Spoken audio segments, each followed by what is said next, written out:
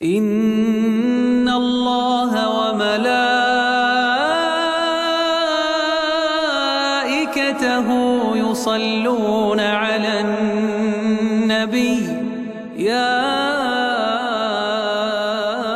ayyuhalladzina selalu kita memuji Allah Subhanahu wa taala, zat yang paling pantas untuk dipuji, dicintai, dihormati dan ditunduki. Karena memang kata kuncinya la ilaha illallah, la ma'budu bihaqqin illallah. Tidak ada Tuhan yang berhak disembah di langit dan di bumi kecuali Allah. Dan Dia telah menggantungkan segala kebutuhan kita yang kita butuhkan untuk roda kehidupan di muka bumi dengan memuji namanya Alhamdulillah. Maka sangat wajar kalau kita selalu mengucapkan kalimat yang mulia ini.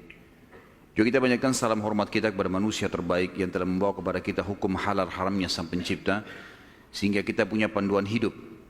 Dan juga Sang Pencipta Allah telah menjadikan mengucapkan salam hormat kepada manusia terbaik ini sebagai ibadah buat kita dan pendekatan diri kepadanya.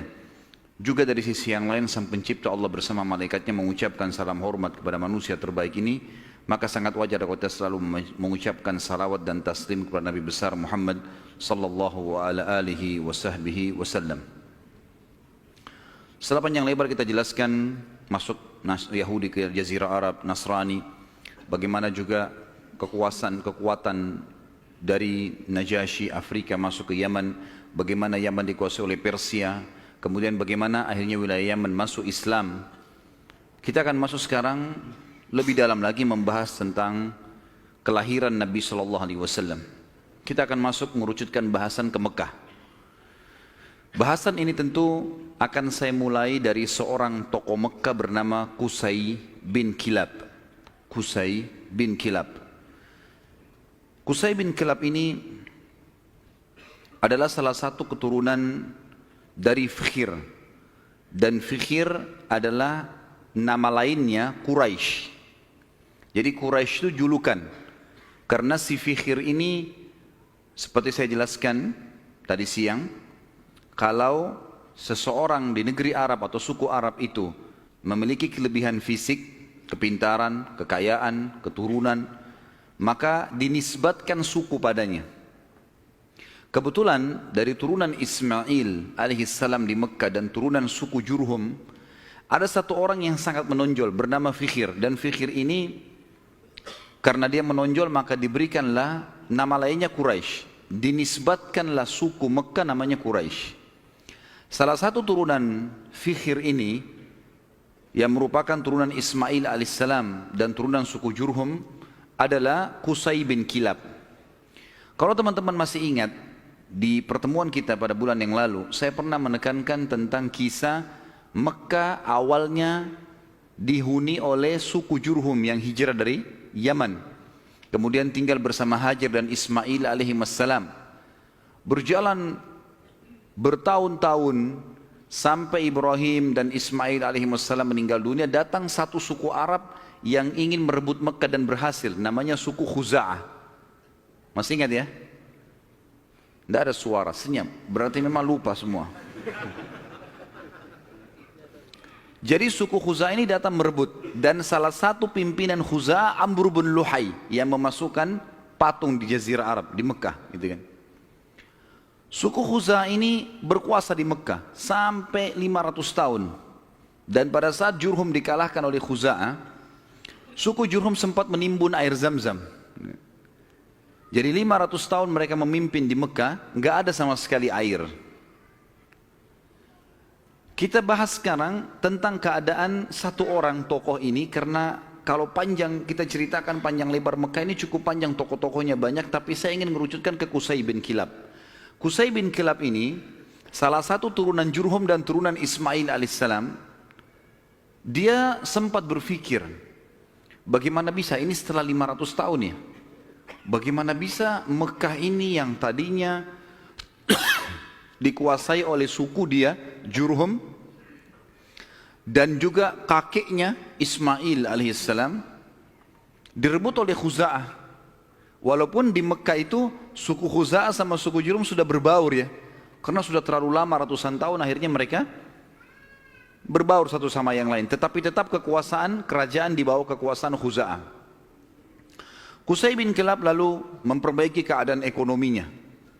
dia berbisnis, dia berdagang, sampai Allah membukakan kekayaan yang sangat banyak. Pada saat itu teman-teman sekalian, Raja Mekah dari suku Khuza'ah bernama Hulail. Hulail ini memiliki seorang anak wanita, anak tertuanya, terkenal dengan kecantikannya, anak raja. Qusay bin Kilab datang dan melamar. Dan pada saat itu, dia orang kaya raya, dia punya kedudukan, dihormati di Mekah. Oleh Hulail diterima lamarannya. Selama ini, kalau suku Jurhum mau melamar suku Khuza'ah selalu ditolak umumnya. Karena memang ada persaingan dari dulu gitu kan. Mereka berbaur saling transaksi, kalau berdagang, bertetangga. Tapi pernikahan tidak. Pertama kalinya dari suku Jurhum diterima lamarannya. Itu adalah Qusay bin Kilab. Oleh Hulail, kepala suku sekaligus raja, kepala suku Khuza'ah sekaligus raja Mekah. Pada saat dia menikah dengan anaknya Hulail, Qusay ini menunjukkan yang terbaik, ya. Dia patuh, dia bantu mertuanya dan seterusnya, sampai mertuanya meninggal. Waktu mertuanya meninggal, Qusay menjalankan misinya. Dia lalu mengiklankan dan menobatkan diri menjadi Raja Mekah pengganti mertuanya. Orang-orang yang dari suku Khuza'ah menolak. Bagaimana bisa kau jadi raja? Raja jelas dari Khuza'ah. Kamu dari Jurhum. Enggak boleh gitu. Maka pada saat itu terjadi perseteruan. Sampai akhirnya Qusay meminta pertolongan dari orang-orang sesuku dengan dia dari Jurhum. Dan Khuza'ah juga berkumpul. Akhirnya terbentuk dua pasukan dan terjadi peperangan besar di Mekah. Pertumpahan darah yang sangat besar dan banyak sekali korban pada saat itu. Pada saat mereka melihat korban banyak sekali teman-teman sekalian, maka tokoh-tokohnya termasuk Qusay bin Kilab dan anak-anaknya Hulail yang merupakan ipar-ipar dari Qusay sendiri, mereka akhirnya sepakat kita harus ada penengah nih yang mengambil hukum supaya dijelas siapa yang memimpin Mekah. Maka mereka akhirnya sepakat menunjuk satu orang yang dituakan di Mekah pada saat itu. Dan memang umurnya sudah sangat tua, orang ini namanya Ya'mur bin Auf. Ya'mur bin Auf, dia ditunjuk oleh orang-orang Quraisy dari Jurhum dan juga ditunjuk oleh orang-orang Khuza'ah, nunjuk. Dan diambillah sumpah atas nama Allah, apapun keputusan Ya'mur harus diterima. Baiklah, Ya'mur pada saat itu umurnya 120 tahun, orang yang sangat tua. Dan dituakan sekali, dihormati. Datang lalu mendudukkan Qusay dan anak-anaknya Hulail.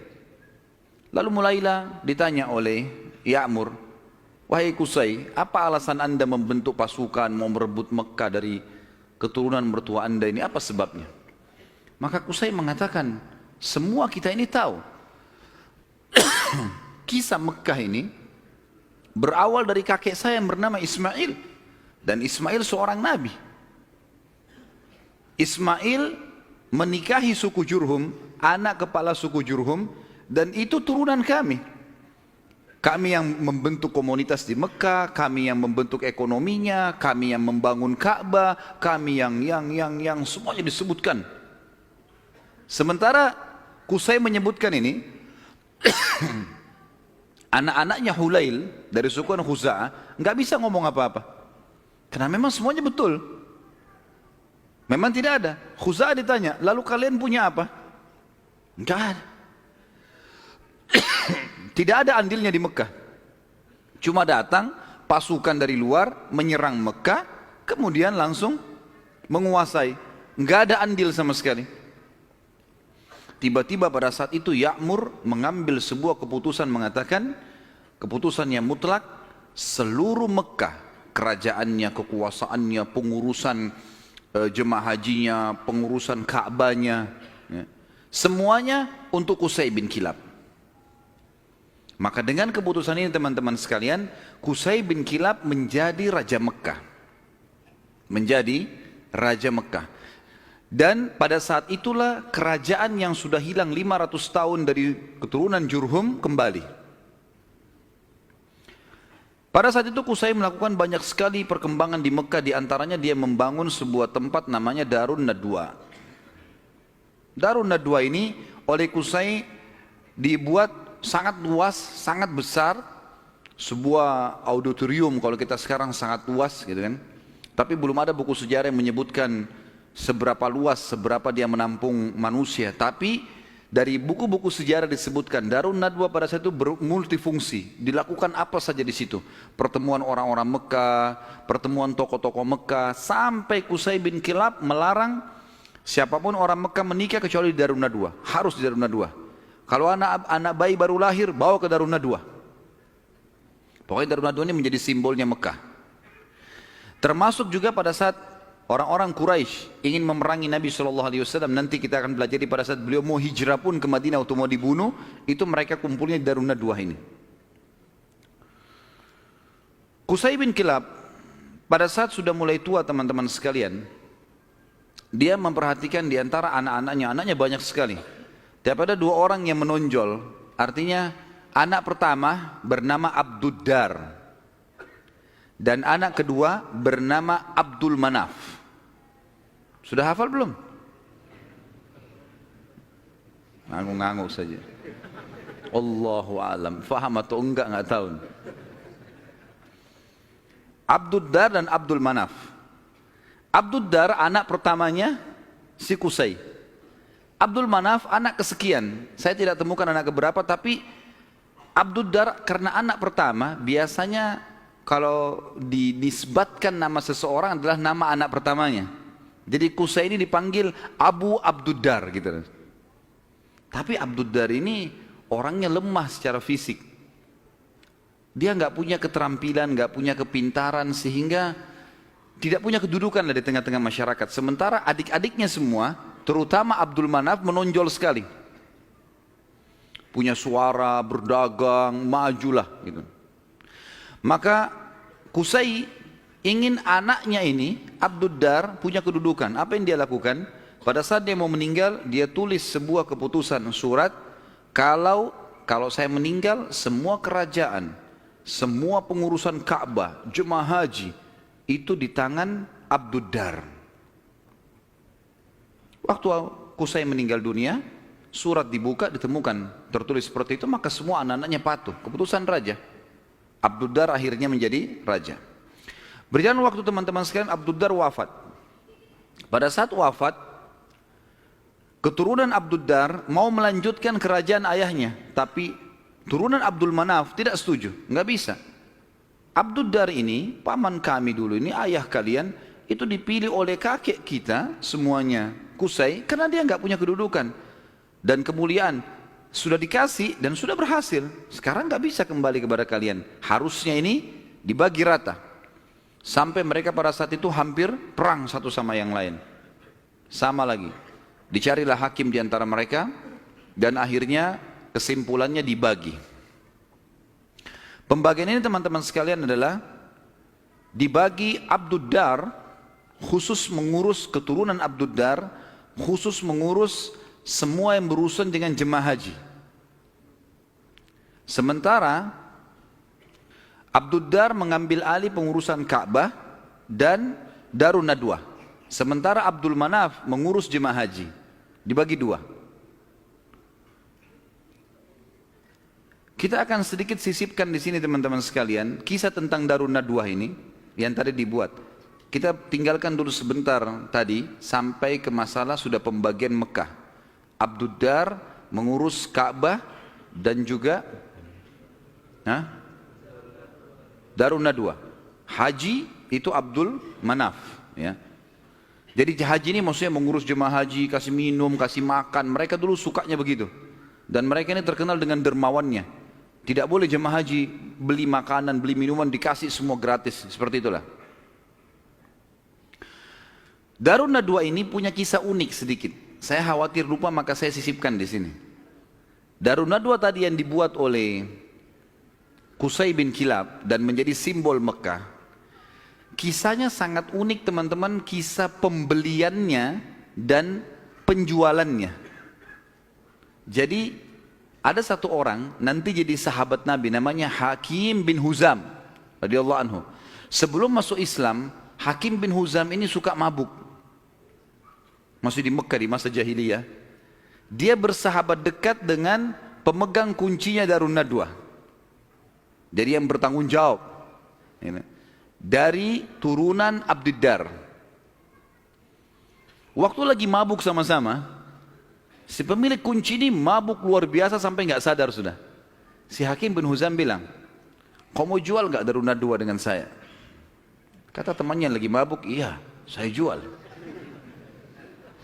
Berapa harganya? Kata si mabuk ini bilang, dengan sekendi khamr. Kasih saya sekendi khamr, ambil Darun Nadwa. Hakim pada saat itu, dia tidak semabuk temannya nih. Dia lalu mungkin panggil saksi-saksi segala macam, dikasih satu kendi khamr. Darun Nadwa ini dijual oleh turunan Abdiddar. Karena sudah ada saksi, ada terang saksi, maka selesai. Akhirnya keturunan Abdiddar kehilangan Darun Nadwa gara-gara transaksi ini tadi. Ini Darun Nadwa teman-teman sekalian terus di tangan Hakim bin Huzam sampai beliau masuk Islam. Nabi SAW biarkan saja. Di zaman Abu Bakar dia masih hidup, zaman Umar, zaman Uthman, zaman Ali, sampai di zaman kekhilafaannya Muawiyah radhiyallahu anhu majma'in, dinasti Umayyah yang pertama berdiri. Muawiyah anaknya Abu Sufyan. Abu Sufyan dulu tokoh Mekah kan gitu. Radhiyallahu anhu majma'in, kan Abu Sufyan juga sempat masuk Islam di pembebasan kota Mekah. Maka pada saat itu Hakim bin Huzam di zaman Muawiyah menjual Darun Nadwa. Dijual sama dia dengan harga 100.000 dinar. Mahal sebenarnya. Tapi Darun Nadwa ini kedudukannya besar di Quraisy. Muawiyah bilang, menghardik dia, hai Hakim, ngapain kau jual Darun Nadwa dengan harga 100.000 dinar? Itu bisa tidak ada nilainya. Peninggalan dari Qusay bin Kilab, gitu kan? Raja pertama Mekah setelah 500 tahun ditinggalkan oleh Jurhum, gitu kan? Maka kata Hakim radhiyallahu anhu, wahai Amir Mukminin, sekarang kita sudah Muslim. Penilaian mulia dan bukan mulia itu bukan dari peninggalannya Qusay bin Kilab, tapi kita pengikut Nabi Muhammad SAW. Dan saya dulu demi Allah membelinya dengan sekendi khamr. Sekarang 100.000 dinar banyak sekali. Dan Anda menjadi saksi bersama dengan seluruh muslimin yang ada di sini, kalau 100.000 dinar ini saya sedekahkan di jalan Allah. Kisahnya begitu. Jadi kisah Darun Nadwa, karena tadi kita sempat singgung, ada proses pembelian lepas dari tangan keturunan Abdiddar dan bagaimana proses penjualannya setelah itu. Tentu sekarang sudah tidak ada semuanya ini, tapi ini kisah pada saat itu. Baik, kita kembali teman-teman sekalian ke kisah kita. Abdul Manaf, tadi kan Abdiddar sama Abdul Manaf. Sekarang Abdiddar sudah kita sebutkan, diantaranya mereka menguasai Ka'bah dan Darun Nadwa. Lalu sudah dijual, tinggal Ka'bah, perawatan Ka'bah, kiswahnya segala macam urusan mereka. Abdul Manaf bertanggung jawab tentang jemaah haji, kan itu.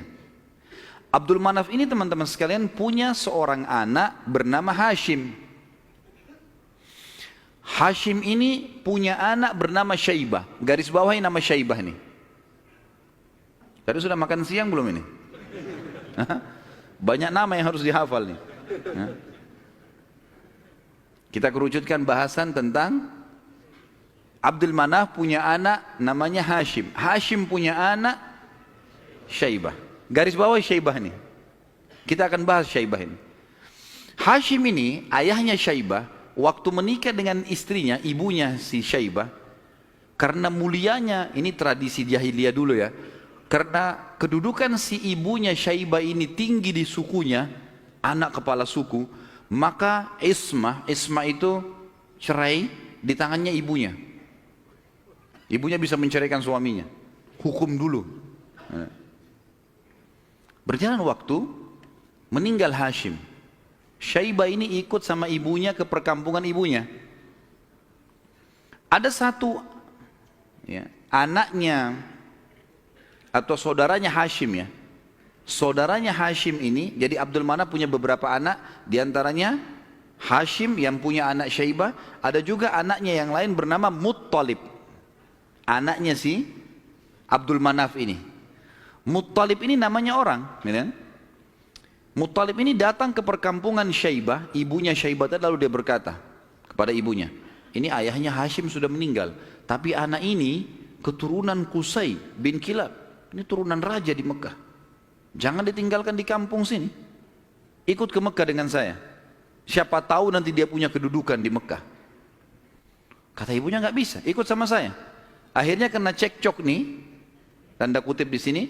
Maka ibunya Syaibah bilang, ini kita suruh pilih aja dia. Si Syaibah ini mau ikut siapa? Nanti kalau saya sebutin julukannya Syaibah ini baru antum bilang, oh iya itu orangnya. Kata si ibunya, pilih aja, Syaibah suruh milih. Dia mau tinggal sama saya di sini atau ikut sama anda ke Mekah? Lalu Muttalib tanya di depan ibunya, hai Syaibah, ikut sama saya ke Mekah atau kamu tinggal sama ibumu?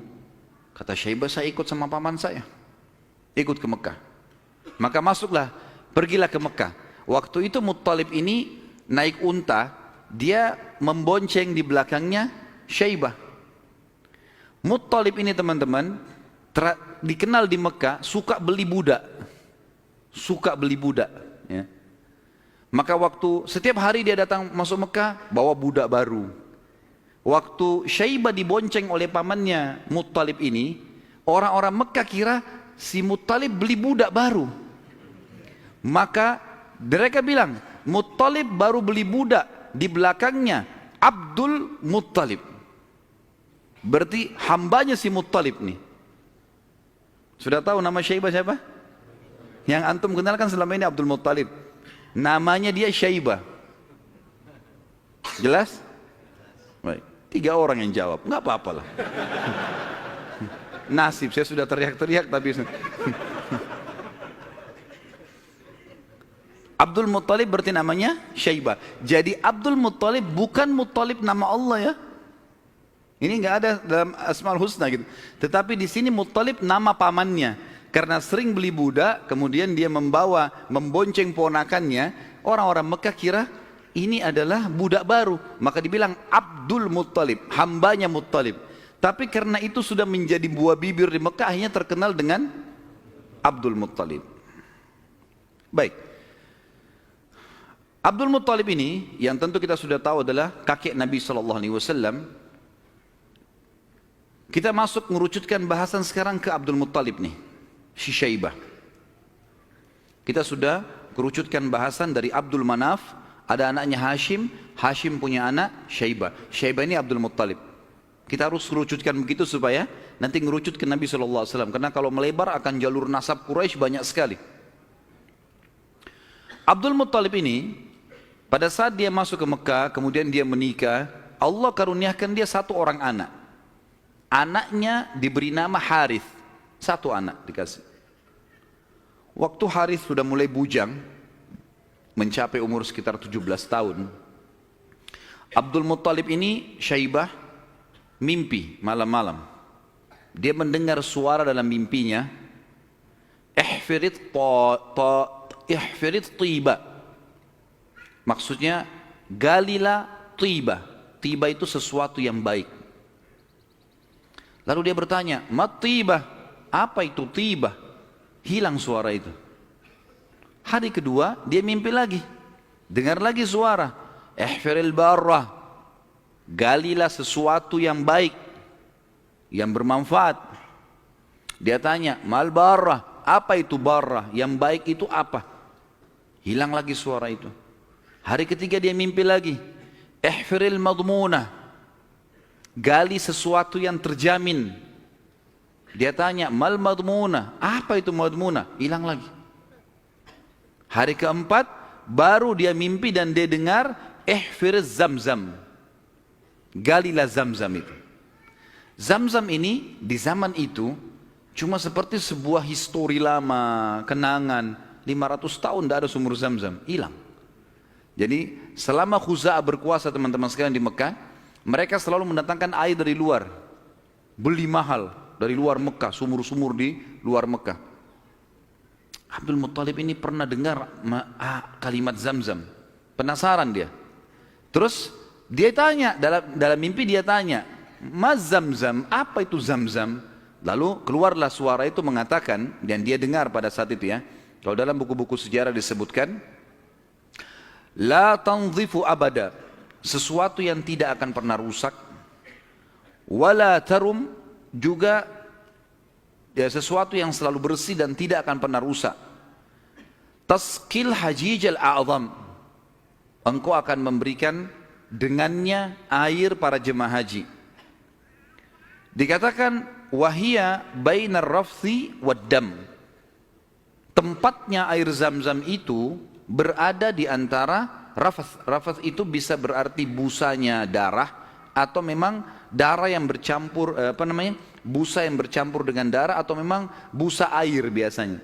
Jadi dikatakan sini ciri-cirinya adalah tempat zam-zam itu ada darah yang bercampur dengan rafath, dengan busa, kemudian bercampur sama tanah.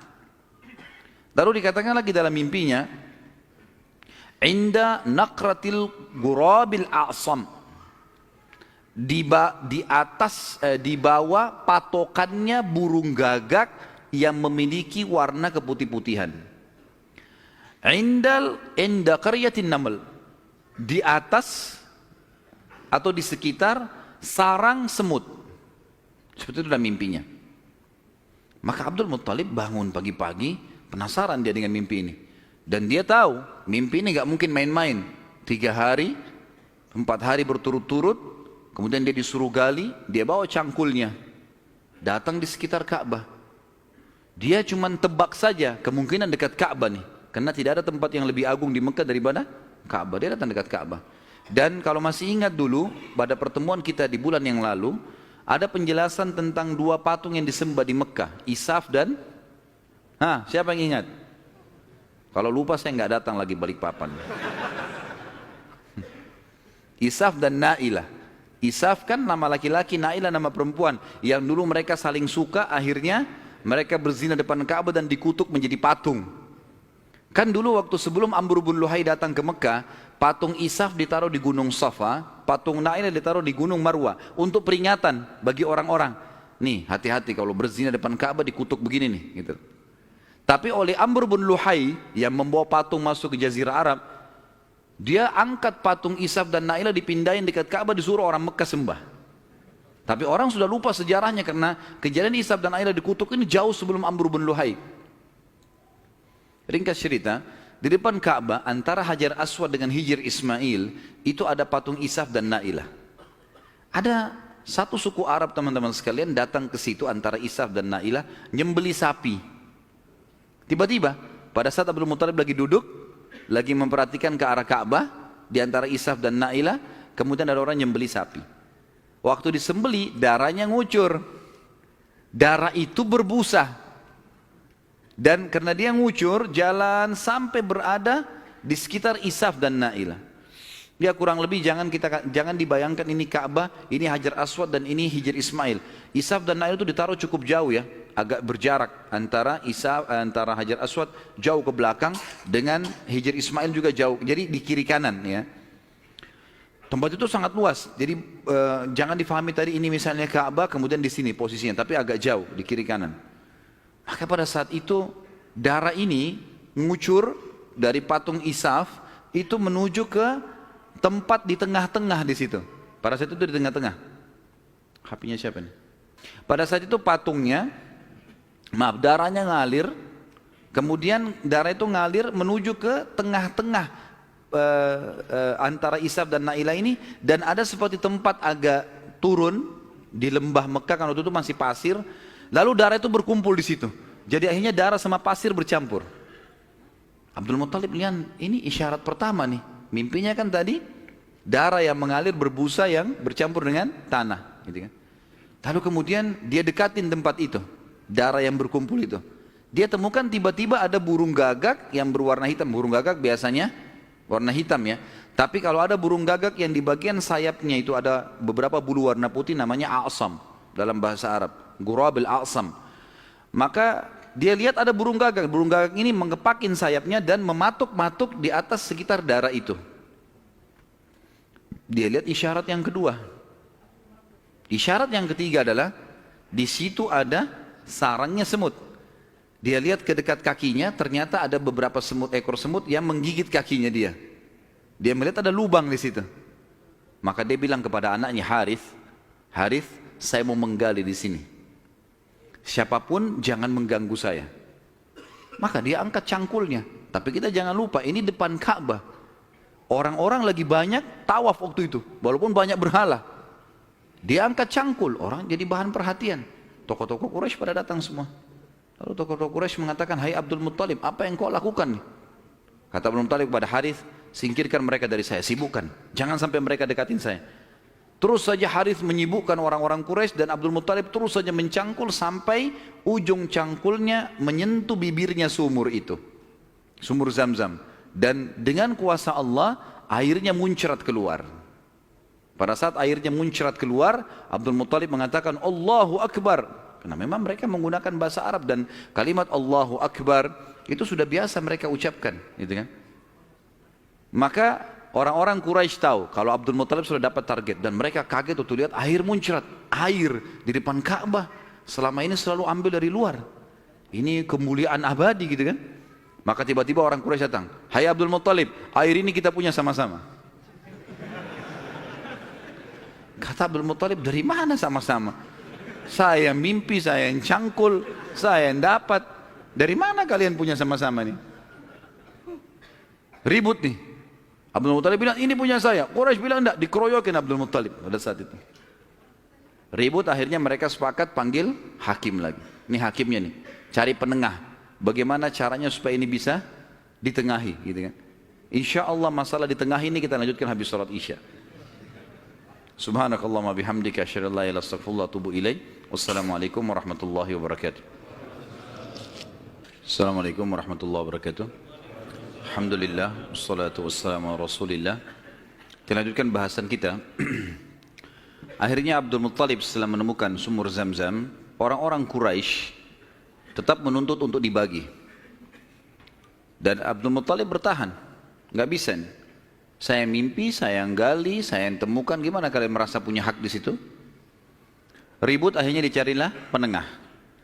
Dan pada saat itu mereka tidak lagi ke Ya'mur, tapi mereka pergi ke dukun Bani Sa'idah.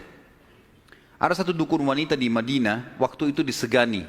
Dan memang pada saat itu dukun-dukun ini luar biasa pengaruhnya. Pergilah Abdul Muttalib bersama dengan tokoh-tokoh Quraisy. Saya tidak temukan jumlah mereka berapa orang, tapi yang jelas mereka semuanya pergi ke sana. Tiba di kota Madinah, ternyata dukun tersebut pergi ke Khaybar, wilayah lain. Nanti akan ada bahasan masalah Khaybar, tapi yang jelas pergi ke Khaybar. Abdul Muttalib sepakat dengan teman-temannya, kejar aja tuh, kita ke Khaybar. Antara Madinah sama Khaybar cukup jauh dan ada padang pasir yang luas sekali. Mereka belum pernah ke Khaybar sebelumnya, jadi masih menerka-nerka jalan. Di tengah jalan mereka kehabisan air. Mau balik ke Madinah jaraknya jauh. Mau menuju ke Khaybar belum jelas tujuannya. Air habis. Panas lagi sangat terik pada saat itu. Mereka bermusyawarah, kira-kira bagaimana jalan keluarnya nih? Akhirnya orang-orang Quraisy selain Abdul Muttalib sepakat mengatakan, kayaknya kita pasti mati nih. Nggak ada air. Kembali ke Madinah bisa mati tengah jalan, menuju ke Khaybar juga nggak jelas bisa mati tengah jalan. Ya sudahlah, kita pasti mati, lebih baik kita gali kubur saja. Riwayatnya begitu, kisahnya begitu. Gali kubur. Dari sekian orang ini, nanti setiap siapa yang mati duluan dikubur oleh temannya. Minimal nanti ada satu orang yang tidak tertutup kuburannya, yang lain semua tertutup. Akhirnya mereka pada gali kuburan, kecuali Abdul Muttalib nih. Abdul Muttalib bilang, ini bukan ide yang tepat nih. Masa kita menyerah? Lebih baik coba kita cari jalan. Teman-temannya bilang, percuma, mau kemana? Abdul Muttalib naik ke atas untanya. Begitu untanya bergerak, dari pijakan kakinya untanya Abdul Muttalib keluar muncrat air di padang pasir itu. Keluar mata air. Lalu Abdul Muttalib melihat, dia turun dari untanya, dia minum airnya, untanya dikasih, lalu diajak teman-temannya, ayo ini ada air, minum. Teman-temannya heran, di padang pasir ada air. Maka akhirnya mereka sepakat mengatakan, demi Allah yang telah memberikan, demi Allah sungguh ya, yang telah memberikan air kamu di sini, Allah subhanahu wa ta'ala, dialah yang telah memberikan kamu air Zam-Zam. Zam-Zam punya kau, hai Abdul Muttalib. Gara-gara ini akhirnya Zam-Zam jadi miliknya Abdul Muttalib. Dan Abdul Muttalib keturunan dari Abdul Manaf. Sementara memang dasarnya Abdul Manaf tadi sudah saya jelaskan, mereka bertugas memberikan makanan dan minuman jemaah haji. Sehingga sekarang mereka tidak perlu lagi mengambil air dari luar, tapi mereka sudah punya mata air Zam-Zam. Dan sebagian ahli sejarah menanggapi mengatakan, Allah yang maha tinggi dan maha pemurah memudahkan mata air Zam-Zam ditemukan kembali oleh Abdul Muttalib, karena memang suku ini dari turunan Abdul Manaf bertugas untuk memberikan minum dan makan jemaah haji. Maka karena itu Allah subhanahu wa ta'ala kasih. Makanya tadi dalam salah satu perkataan dan pernyataan dalam mimpi, Taski hajijal a'zam, engkau akan memberikan minum jemaah haji yang banyak, gitu kan. Jadi bukan karena Abdul Muttalibnya, tapi karena memang waktu itu diberikan untuk jemaah haji umumnya. Baik, baliklah Abdul Muttalib ke Mekah, dan akhirnya pada saat itu Abdul Muttalib dinobatkan secara tidak langsung sebagai Raja Mekah. Kenapa saya katakan tidak langsung? Karena pada saat itu Quraisy sepakat di Mekah itu semua kepala suku bisa memimpin. Bisa memimpin. Tidak harus fokus ke turunan Abdul Manaf atau Abdul Dar, tapi mereka Abdul Manaf Abdul Dar ini mereka yang memegang Ka'bah, memegang urusan haji dan jemaah haji, minum dan makannya ini. Tapi pasukan segala macam ini boleh dari mana saja. Tapi dengan kejadian Abdul Muttalib menemukan air Zam-Zam, maka terkerucut lagi masalah orang-orang Mekah. Karena tadi setelah Abdul Dar meninggal, kan kita sudah bilang tadi, kan pecah ya. Abdul Dar kan jadi raja pengganti ayahnya Qusay. Tapi setelah Abdul Dar mati, ribut anak-anaknya, akhirnya tidak ada raja. Setelah kejadian air Zam-Zam, secara tidak disadari Abdul Muttalib ditunjuk menjadi raja. Dan inilah sebabnya waktu kita jelaskan tadi masalah pasukan gajah yang datang, Abdul Muttalib kan menjadi raja pada saat itu. Dan menjadi raja justru karena menemukan mata air Zam-Zam ini. Abdul Muttalib pada saat itu mulai naik kedudukannya, namanya jadi tambah baik dan seterusnya. Memang orangnya sangat dermawan. Semua orang boleh minum air Zam-Zam tapi melalui izin dia. Tapi tidak bayar, gitu kan? Dikasih semuanya. Abdul Muttalib mulai berpikir, waktu dia tadi punya anak satu, namanya Harith. Masih ingat nggak? Wah, ngaku-ngaku aja. Baiklah, saya terima. Anaknya tadi satu, Harith, yang disuruh jaga sama dia waktu dia mencangkul kan. Baiklah, si Harith dia pikir, waktu saya tadinya punya anak satu nih, kayaknya kerepotan, gak ada yang bisa bela dia. Dan seorang raja, salah satu kebanggaannya kalau punya keturunan banyak. Maka dia pada saat itu berazam, bernazar ya, kalau Allah memberikan dia anak laki-laki yang banyak, jumlahnya mencapai 10, dia akan menyembeli salah satunya, dikorbankan di depan Ka'bah untuk Allah. Gak ada dalam syariat Nabi Ibrahim alaihissalam. Ini ijtihadnya, upayanya Abdul Muttalib. Subhanallah, berjalan waktu, istrinya melahirkan, punya anak 16. Anaknya Abdul Muttalib 16, 10 laki-laki, 6 perempuan. Laki-laki yang 10 ini, yang paling pertama tentu ada namanya Harith ya. Kemudian ada, jadi dari 10 ini kita bagi 6 ini meninggal sebelum masa kenabian, 4 mendapatkan masa kenabian. Dari 10 anak Abdul Muttalib yang laki-laki, ada 6 yang meninggal sebelum fase kenabian, sebelum penobatan Nabi SAW menjadi Nabi. Ini paman-paman Nabi semua ya. Dan ada 4 yang mendapatkan fase atau masa kenabian. 6 orang yang tidak dapat masa kenabian ini tentu dimulai dari Harith tadi, anak pertamanya Abdul Muttalib. Kemudian tentu ada beberapa nama ya, saya sebutkan Harith, Dirar, Hijir, Muqaddam, Zubair. Dan yang keenam Abdullah, ayahnya Nabi SAW.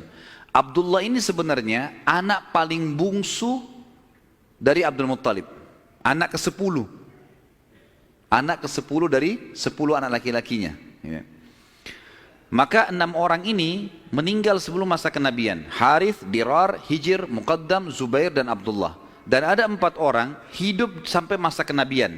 2 beriman, 2 kafir. Yang beriman adalah Hamzah dan Abbas radhiyallahu anhum. Ini sempat beriman pada Nabi SAW dan mulia.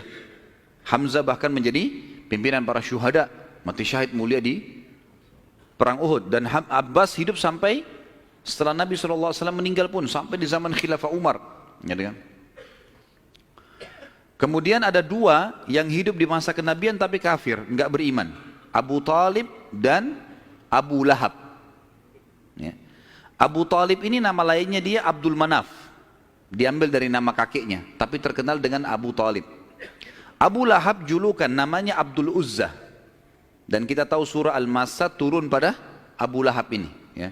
Paman Nabi SAW, benci sekali dengan Nabi, benci dengan dakwah. Nanti akan kita ceritakan kisahnya di pertemuan akan datang. Yang jelas ini 10 orang anak laki-laki Nabi SAW. Kemudian ada 6 orang anak perempuan. Yang pertama Sofia. Sofia ini ibunya Zubair bin Awam radhiyallahu anhu. Dan Sofia nanti akan kita ceritakan kisahnya luar biasa, pemberani perempuan ini. Gitu kan? Dan dia mendidik Zubair bin Awam dengan sangat tegas. Jadi kalau dia jalan, dia membawa Zubair, dia latih di tempat gelap, sengaja dia diam. Kalau Zubair nangis ditinggalin, dibiarin. Karena mau dilatih. Orang-orang semua pada hardik, hai Sofia, kenapa kau gitu kan anakmu? Saya mau dia jadi pemberani. Dan betul-betul jadi pemberani Zubair. Zubair itu di peperangan-peperangannya, kalau teman-teman ikuti ceramah saya di YouTube, ada serial sahabat di antara Zubair bin Awam itu luar biasa. Kalau pasukan lagi berhadapan, dia maju ke depan musuh. Jadi musuh di depan ini, kemudian dia di depannya. Tunggu takbir di belakang, dia serang duluan, sendirian. Luar biasa beraninya, radhiyallahu anhu. Ibunya namanya Sofia, tante Nabi SAW. Dan ini sempat masuk Islam di tangan Nabi SAW. Kemudian ada Ummu Hakim, ada Atiqah, ada Umaymah, ada Arwah dan Bar. Kita masuk sekarang ke masalah, kembali ke mana Abdul Muttalib. Abdul Muttalib ini anak terakhirnya yang ke-10 adalah Abdullah. Dan itu ayah Nabi SAW. Abdul Muttalib kan tadi sudah saya bilang dia nazar, kalau punya 10 anak laki-laki, dia akan korbankan salah satunya kan. Lalu dia datang ke dukun di Mekah, dan dia berkata pada dukun itu, acaklah nama anak-anak saya. Tradisi mereka pada saat itu suka sekali mengundi nasib. Kalau di dalam agama kita disebutkan tradisi mereka namanya tatayur, menggandun nasib sama benda atau sama burung. Orang-orang Arab itu kalau orang Quraisy dulu, mereka kalau mau safar, mereka ambil bulu, kemudian mereka tulis safar. Bulu yang kedua tidak safar, bulu ketiga kosong. Dimasukin dalam kotak, kemudian dia ambil salah satunya tidak sambil tidak dilihat. Kalau keluar kata-kata safar, dia yakin di perjalanannya aman. Tradisi jahiliyah, mereka salah pada saat itu tentunya. Kemudian kalau keluar tidak safar, mereka tidak boleh safar. Kalau mereka safar berarti kena musibah. Kalau keluar bulu yang tidak ada tulisannya, maka dia ulangi. Ada cara yang lain sampai dapat safar atau tidak safar ya. Kalau ada tradisi yang lain adalah kalau mengacak nama, maka mereka menulis nama di batu, lalu batu ini dibalik, kemudian ditaruh lalu diacak, dikeluarkanlah. Kalau mereka butuh sesuatu dengan cara seperti itu, ya. Dan ini ditarik dalam hampir setiap kehidupan mereka, mau beli rumah, mau apa saja selalu ditulis di batu, terus diacak di batu, itu mengundi nasib dengan itu. Abdul Muttalib datang kepada satu dukun mengatakan, tulis nama anak-anak saya laki-laki ini, semua dari Harith sampai Abdullah, tulis semuanya 10 orang, acak. Siapa yang keluar namanya, itu yang saya korbankan. Dan kalau nama Abdullah selamat, tidak keluar, maka saya langsung eksekusi. Karena Abdullah anak paling bungsu dan paling disayang oleh ayahnya Abdul Muttalib. Seperti itulah. Baik, diacaklah batu ini, diambil batu, keluar namanya Abdullah. Abdul Muttalib berat sebenarnya, ini anak paling bungsu disayang. Musyawarah sama anak-anaknya gimana? Nggak apa-apa ya, acak aja lagi. Acak lagi, yang kedua kali namanya Abdullah lagi. Sampai 3 kali. Namanya Abdullah terus yang diambil, keluar. Padahal ini batu diacak 10 nama. Kata Abdul Muttalib, berarti sudah memang anak ini nasibnya. Bawa Abdullah. Dibawalah Abdullah ini ke depan Ka'bah, ditaruh di atas sebuah batu.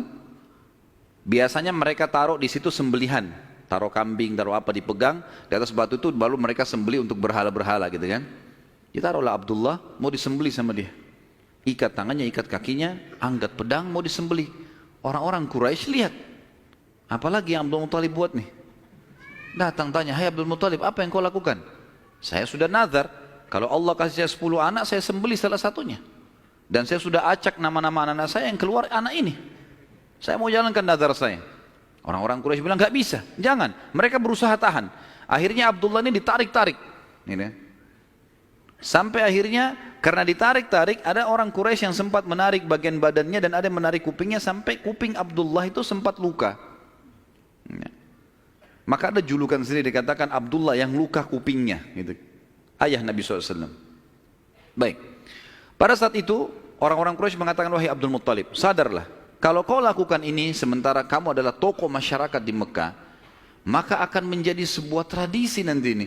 Akhirnya setiap orang punya 10 anak laki-laki, satu disembelih. Dan apa kenikmatannya orang kalau sudah punya anak disembelih gitu. Jangan dilakukan. Mari kita berhukum lagi. Cari hakim. Kembali kepada wanita dukun di Madinah. Suku Sa'idah tadi.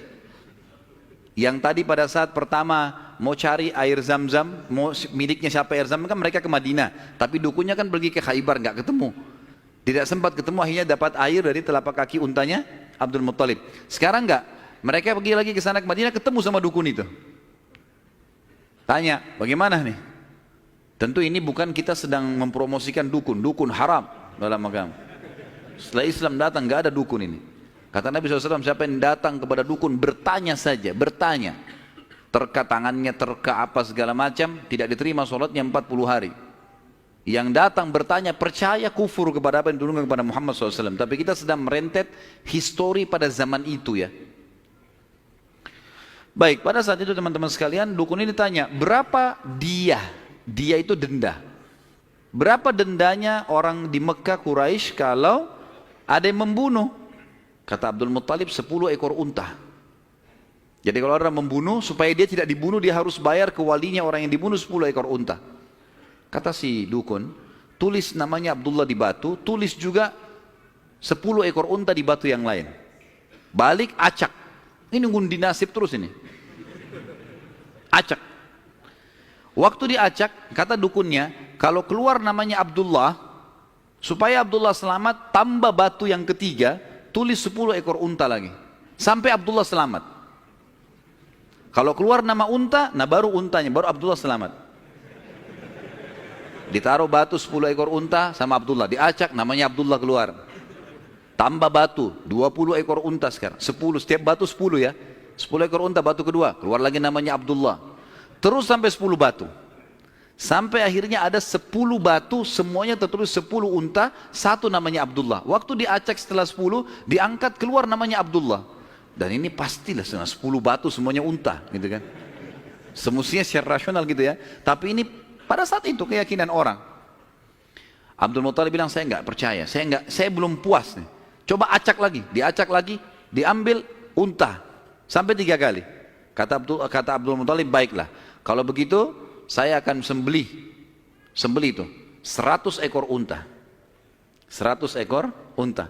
Karena setiap batu 10, ada 10 batu, maka 100 ekor unta. Pada saat itu akhirnya dengan kejadian ini Abdullah selamat dari sembelihan atau dikurbankan.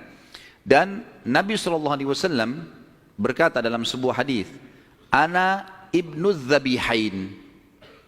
Saya keturunan dari 2 orang yang hampir disembelih. Ismail alaihissalam oleh ayahnya Ibrahim dan Abdullah oleh ayahnya Abdul Muttalib. Baik. Berjalan waktu teman-teman sekalian, Abdullah tumbuh besar dan mulai menjadi seorang pemuda yang cerdas, yang pintar, membantu ayahnya. Maka oleh Abdul Muttalib dinikahkan, dan dinikahkan oleh seorang wanita yang bernama Aminah, dan Aminah dari turunan Abdul Manaf juga, jadi satu jalur, masih sepupu dengan Abdullah. Hanya saja dari Aminah ini dari paman-pamannya Aminah itu dari penduduk asli Madinah, dari Aus dan Khazraj, dari suku Ansar di Madinah. Maka Nabi SAW di sini memiliki jalur dari dua kota suci, Mekah dan Madinah. Pada saat sudah selesai melahirkan, baru menikah, beberapa hari kemudian ada tanda-tanda kehamilan di Aminah. Kemudian Aminah pun sempat melihat di dalam mimpinya pada saat akan melahirkan atau pada saat hamil besar, melihat dalam mimpinya ia bermimpi bayi dalam kandungannya ini menyebarkan cahaya, dan cahaya itu menyebar ke seluruh muka bumi. Sebagian athar menyebutkan sampai ke Busra. Busra ini wilayah Irak sana, wilayah Persia gitu. Dan dia juga mimpi mengucapkan dalam mimpinya kalimat u'idzuhu billahil azim min kulli syarrin wa min kulli ainin wa min kulli hasid. Wa min kulli hasid. Tidak ada kata-kata ainnya. Artinya aku berlindung kepada Allah yang Maha Agung untuk bayi ini dari semua keburukan dan iri dengki orang lain. Berjalanlah hamil tersebut. Pada saat berumur beberapa bulan, ada sebagian ahli sejarah menyebutkan sekitar 6 bulan hamilnya Aminah di Nabi SAW dalam kandungan beliau, maka meninggallah Abdullah. Maka Nabi SAW jadi yatim sebelum lahir.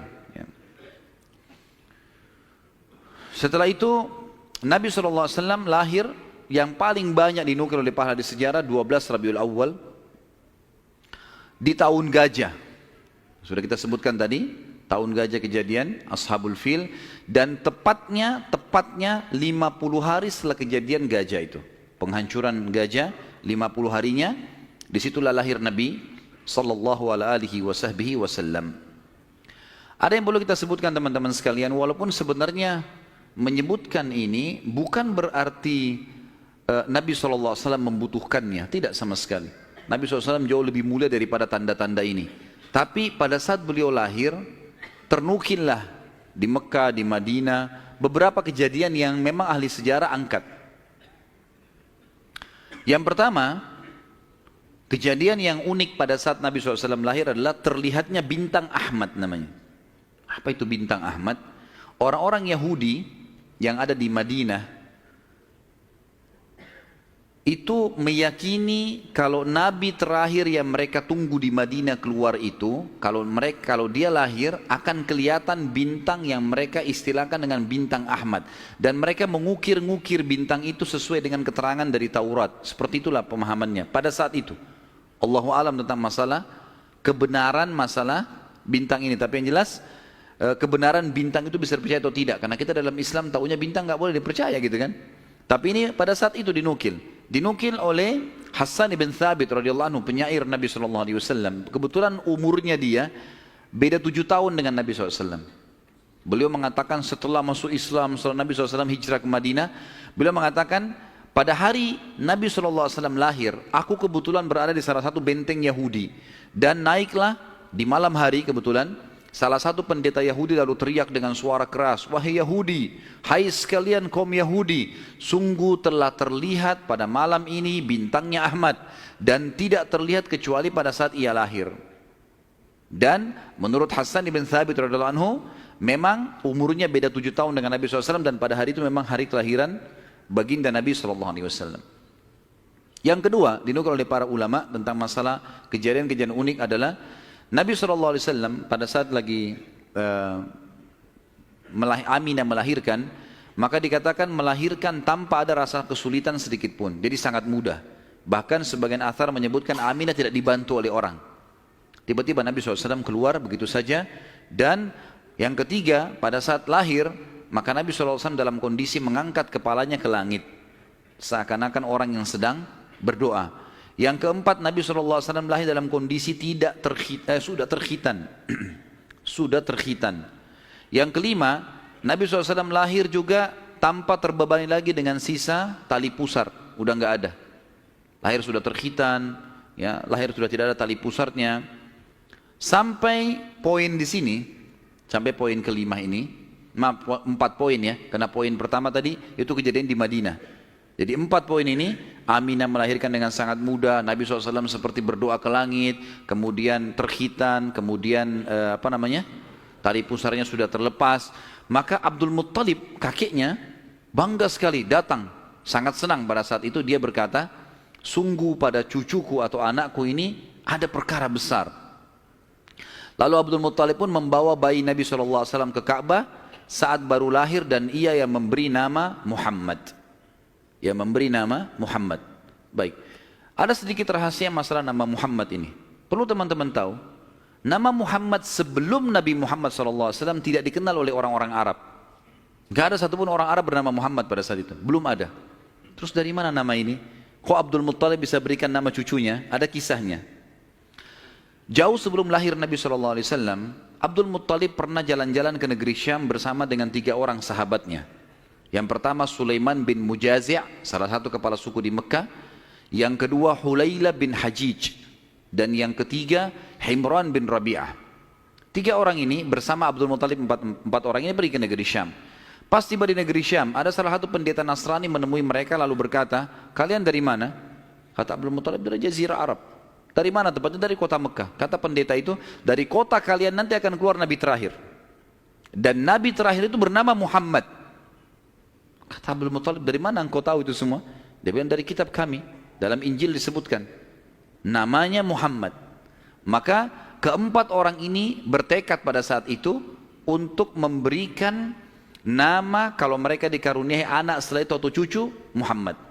Dan dari 4 orang ini pada saat balik ke Mekah, orang yang pertama mendapatkan cucu laki-laki adalah Abdul Muttalib. Itulah Nabi Muhammad SAW. Maka dia pun mengangkat bayi Nabi SAW lalu keliling di dekat Ka'bah lalu mengatakan, anak ini memiliki perkara yang besar, aku memberikan nama Muhammad, aku memberikan nama Muhammad. Terus dia mengucapkan kalimat itu. Kemudian selanjutnya teman-teman sekalian, yang keenam adalah goncangnya istana Kisra di Persia dan rubuhnya 14 teras istananya. Jadi ada teras-terasnya istana itu rubuh semua tanpa sebab. Rusak semuanya. Pada saat melihat kejadian tersebut, Kisra sempat khawatir, lalu dia bertanya kepada para peramal-peramalnya lah, dukun-dukunnya segala. Maka mereka pun menjawab, goncangnya istana disebabkan karena hari ini lahir seseorang nabi, dan runtuhnya 14 teras ini menandakan terdapat 14 raja Persia, tinggal 14 orang saja. Selebihnya sudah runtuh kerajaan ini. Maka sempat Kisra bilang, 14 raja masih lama. Kalau satu raja punya 1100 tahun umurnya, berarti 1400 tahun. Tapi tanpa disadari oleh Kisra, para ahli sejarah muslim menukil, tanpa membenarkan ramalan ini ya, kita bukan membenarkan. Karena ramalan itu semua, kalaupun bertepatan, karena mereka mencuri, syaitan mencuri berita dari langit. Bukan karena mereka tahu. Sebagaimana dijelaskan dalam ada hadits Nabi SAW.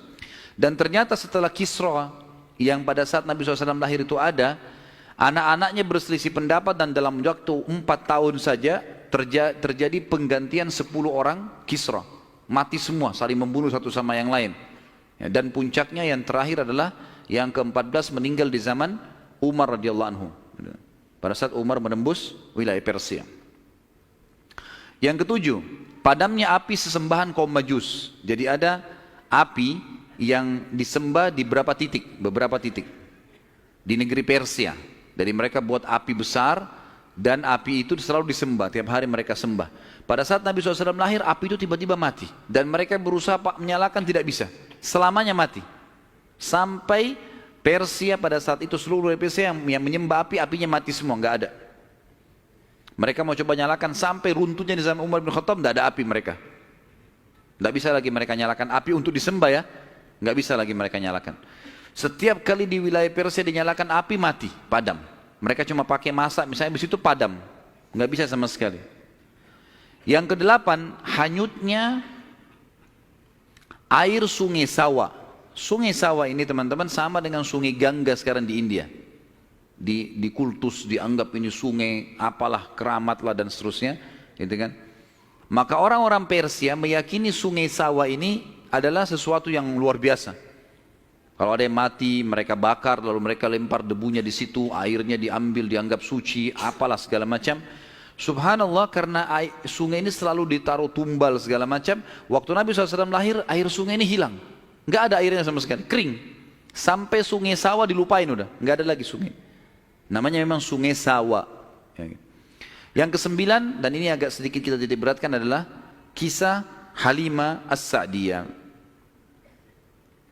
Tradisi orang Arab dulu teman-teman sekalian, terutama orang-orang Quraisy, setiap bayi lahir selalu dititipkan untuk disusui dan dibesarkan selama 2 tahun di luar kota Mekah, tepatnya di padang pasir. Ada alasan kenapa mereka titipkan anak-anak mereka ke padang pasir sama orang-orang Badui.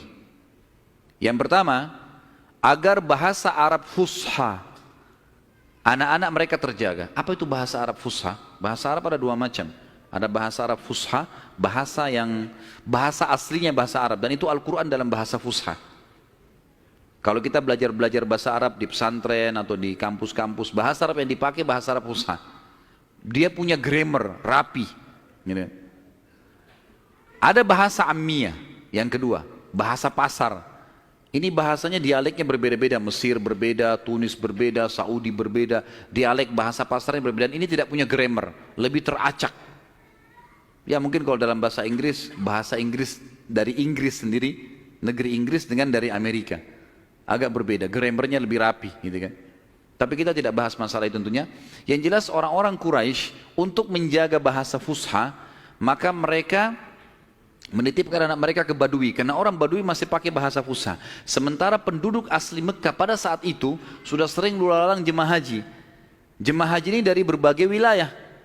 Makanya kita temukan bahasa Arab yang kalau tanda kutip ya, yang paling kacau itu bahasa Arabnya orang Mekah sampai hari ini. Karena bercampur baur antara bahasa Arab dengan bahasa Urdu dengan bahasa Indonesia, dengan campur-campur. Jadi kalau kita ngomong sama mereka itu nggak jelas kadang-kadang. Memang orang-orang Mekah dikenal begitu, karena memang campur baurnya jemaah haji ini. Karena mereka nggak bisa bahasa Arab, mereka pakai bahasanya. Jadi orang sana terpaksa belajar bahasa Persia, belajar bahasa Melayu, belajar macam-macam. Seperti itulah. Nah, dari zaman dulu memang orang-orang Quraisy sudah khawatir dengan itu, perubahan bahasa. Yang kedua, alasannya kenapa anak-anak mereka dititipkan di padang pasir, karena sisi kesehatan.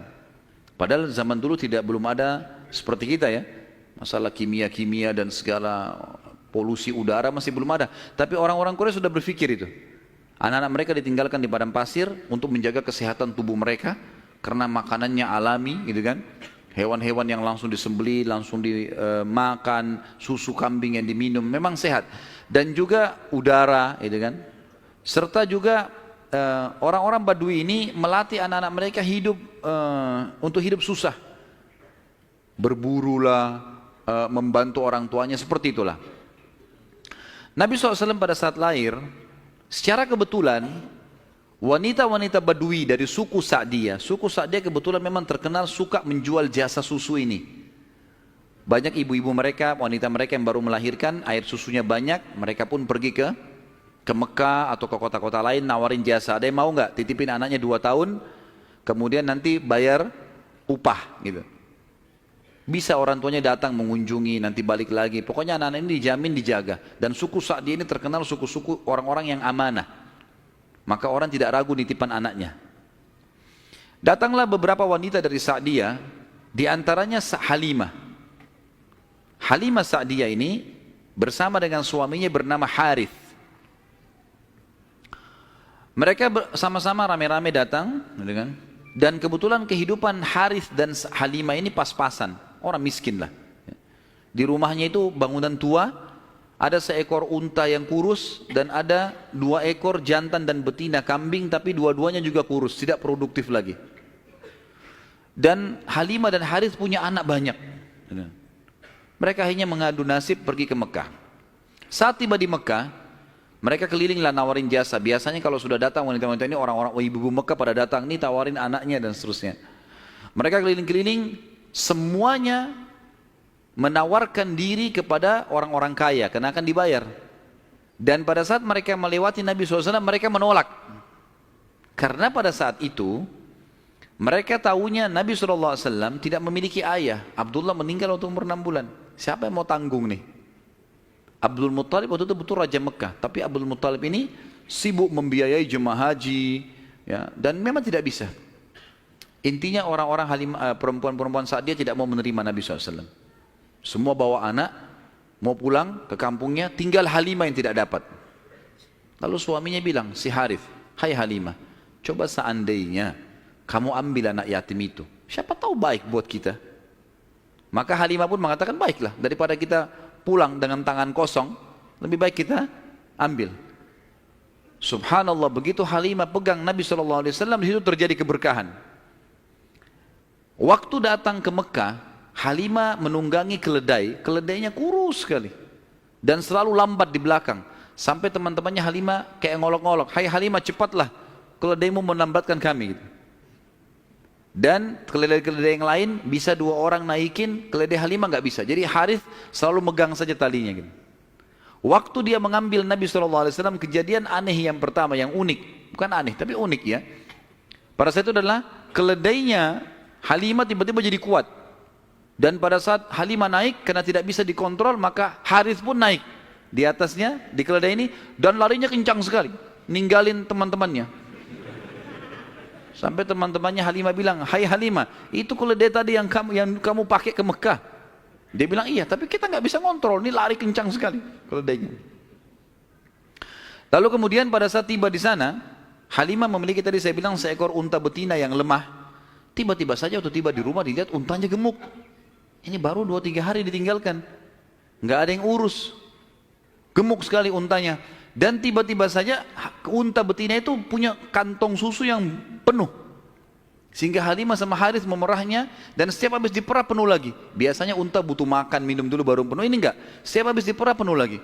Dia minum dengan anaknya, dengan istrinya, si Harith ini dengan Halimah minum, kemudian anak-anaknya, dan bahkan sempat dibagi-bagi ke teman-temannya, tetangganya. Karena penuhnya, setiap diperah, kasih lagi, penuh lagi. Begitu terus. Ya.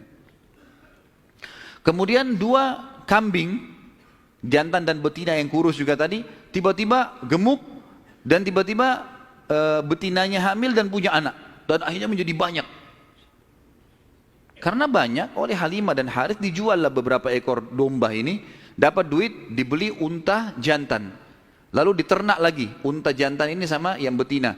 Tiba-tiba saja punyanya Halimah ini domba dan unta ini menjadi banyak sekali, dan Halimah serta Harith menjadi orang paling kaya di saat dia. Sampai akhirnya Halimah tidak butuh lagi untuk mengambil anak-anak yang disusui. Berkah luar biasa. Sampai terkenal di suku Sa'diyah pada saat itu, mereka berkata, dimanapun Halimah dan Harith gembalakan dombanya atau untanya, ikutkan, karena pasti gemuk. Dan memang betul, kalau ikut digabungkan berdekatan dengan gembalanya mereka, jadi hebat, jadi bagus, jadi subur. Jadi begitu luar biasa berkahnya. Halimah berkata, dinukil dalam buku-buku sejarah tentunya, Muhammad telah tumbuh tidak alami, bukan seperti anak-anak sebayahnya.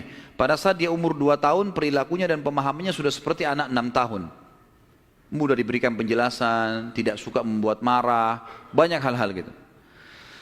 Saat tiba masa pengembalian, sudah umur 2 tahun, Halimah dan Harith pergi membawa Nabi SAW ke Mekah untuk dikembalikan pada Aminah, tapi mereka memohon-mohon, tolonglah hai Aminah, biarkanlah tinggal bersama kami, anak ini kami akan jaga, lihat sehat Muhammad, gak ada masalah, karena mereka lihat berkahnya, dan kami tidak butuh bayaran, gak usah bayar. Muhammad ini waktu datang luar biasa, kejadiannya begini segala macam. Baiklah, kata Aminah, silahkan dibawa. Tentu Aminah ini bolak-balik ya, ngelihat anaknya, balik lagi, tapi tinggal di sana. Sampai akhirnya Nabi SAW tinggal di suku Sa'diyah sampai umur 6 tahun. Sampai umur 6 tahun. Nah, di umur 6 tahun ini teman-teman ada kejadian. Waktu Halimah lagi masak, tiba-tiba saja dari kejauhan anaknya lari. Jadi ada anak Halimah laki-laki dan perempuan yang kurang lebih sebaya dengan Nabi SAW. Ada yang lainnya tentu sudah besar-besar. Nah, si laki-laki ini yang lebih tua dari Nabi SAW lari-lari mengatakan, wahai ibu, saudaraku dari Quraisy telah dikeroyokin oleh 2 orang. Lihatlah. Maka Halimah ketakutan, keluar dari rumahnya, minta anaknya mana, tunjukin tempatnya. Begitu dilihat, ternyata Nabi SAW memang tergeletak di tanah. Lalu Halimah nanya, hai Muhammad, apa yang terjadi dengan kau? Dalam riwayat-riwayat Bukhari itu umpamanya disebutkan ya, bahwasanya Nabi SAW mengatakan, ya, pada saat itu telah datang kepadaku 2 orang laki-laki yang menjatuhkanku ke tanah, kemudian membelah dadahku dan mengeluarkan sesuatu yang hitam darinya. Lalu kemudian menutupnya kembali. Nabi SAW dengan polos jawabnya gitu. Maka Halimah pun membuka baju Nabi SAW dan menemukan memang ada bekas jahitan. Karena ketakutan, akhirnya Halimah bersama Harith membawa pulang Nabi SAW ke Mekah. Hai Aminah, ini anakmu, ini masih sehat, ya, utuh, nggak ada apa-apa, ambillah kembali. Aminah kaget, kenapa kalian kembalikan? Dulu kalian yang ngotot mau tahan, kenapa sekarang memohon supaya diambil kembali? Kenapa? Akhirnya kena terdesak, mereka bilang, ada kejadian begini dan begitu. Lalu Aminah mengatakan, apakah kalian mengira bahwasanya anakku ini diganggu oleh syaitan? Tidak mungkin. Karena pada saat aku sedang hamil, aku mimpi ada kalimat yang aku ucapkan, U'idhuhu billahil azim min kulli syarrin wa ainin hasid. Aku berlindung kepada Allah untuk bayi ini dari semua keburukan dan iri dengkinya orang lain. Tapi Halimah dan Harith sudah ketakutan, dikembalikanlah Nabi SAW di umur 6 tahun itu. Di umur 6 tahun ini dia kembali ke pangkuan, Nabi SAW kembali ke pangkuan ibunya Aminah, tepatnya beberapa bulan setelah kembali, Aminah mengajak Nabi SAW mengunjungi paman-pamannya Aminah di Madinah. Ya, Nabi SAW umur 6 tahun sudah ke Madinah, gitu kan? Tinggal beberapa hari pada saat pulang menuju ke Mekah, tepatnya di wilayah namanya Rabwah. Rabwah sekarang masih ada wilayah itu tentunya. Mungkin kalau tidak salah sekitar 80 sampai 100 km lah dari kota Mekah, kalau saya tidak salah tentunya, ya. Itu Aminah sakit keras dan meninggal di tempat itu dan dikubur di situ. Lalu Nabi SAW dibawa pulang ke Mekah oleh pembantunya Aminah dan diserahkan kepada kakeknya Abdul Muttalib. Dan Abdul Muttalib ini memelihara Nabi SAW dari umur 6 tahun sampai 8 tahun, 2 tahun. Di sini Nabi SAW belajar banyak sekali dari Abdul Muttalib, belajar kepemimpinan. Karena Abdul Muttalib ini pemimpin pada saat itu. Nabi SAW selalu di mana kakeknya, di situ dia. Terutama di majlis di Darun Nadwah. Setiap kali duduk, selalu dilihat bagaimana dipecahin masalah. Dan Abdul Muttalib ini memiliki sebuah tempat duduk yang tidak boleh ada orang duduk situ, termasuk anak-anaknya. Paman-paman Nabi SAW semua tidak boleh duduk. Tapi Nabi SAW setiap hari kalau datang lebih dulu dari kakeknya, dia duduk di kursi situ. Umur 8 tahun. Setiap kali paman-pamannya usir, dia suruh pindahin karena dianggap anak kecil. Nabi SAW mengeluh sama kakeknya. Ini paman-paman saya larang saya. Maka Abdul Muttalib mengatakan, jangan larang anak ini. Biarkan dia duduk di sini. Yang lain tidak boleh kecuali dia. Maka kata ahli sejarah, Nabi SAW belajar banyak sekali hal, diantaranya bagaimana dia menjadi tokoh masyarakat. Baru 6 sampai 8 tahun ya. Di umur 8 tahun meninggallah Abdul Muttalib, kakek Nabi SAW. Kemudian diambil alih dan dipelihara oleh pamannya Abu Talib. Dan Abu Talib memelihara Nabi SAW dari umur 8 tahun sampai Nabi SAW mandiri. Sebenarnya tinggal serumah dengan Abu Talib sampai menikah, sampai umur 25 tahun. Tapi Nabi SAW waktu itu mulai 8 tahun, karena Abu Talib ini pamannya orang miskin, maka beliau pun akhirnya niat ingin membantu. Abu Talib seringkali dititipkan amanah gembalaan domba oleh masyarakat Mekah, maka Nabi SAW pun mengambil alih dan memelihara domba-domba itu, datang ke padang pasir, digembalakan. Dan ini teman-teman sekalian perlu digarisbawahi, memang semua nabi-nabi dengan hikmah Allah memang dibuat atau di awal-awal umur mereka sebelum dinobatkan jadi nabi mengembala domba. Kata Nabi SAW, tidak ada seorang nabi pun kecuali menjadi pengembala domba sebelum masa penobatan. Sebagian ulama tentu membahas masalah domba ini karena domba-domba ini hewan-hewan yang lembut, kalau mereka makan mereka tidak rebutan, artinya mereka mengelompok di padang pasir, dan pada saat lagi nunggu gembala, orang pengembala ini bisa bertafakur, melihat langit luas, menunggu berjam-jam. Jadi itu juga ada di antara hikmahnya. Nabi SAW ini mengembala teman-teman sekalian dari umur 8 tahun sampai umur 21 tahun, mengembala domba. Ya.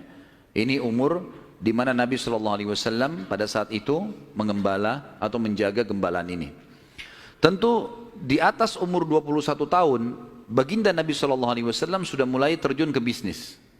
Sudah mulai terus meninggalkan gembala domba, kemudian mulai berusaha. Di antara yang dilakukan oleh Nabi SAW adalah membeli beberapa produk di pasar Ukaz, pasar khasnya orang Mekah. Ya.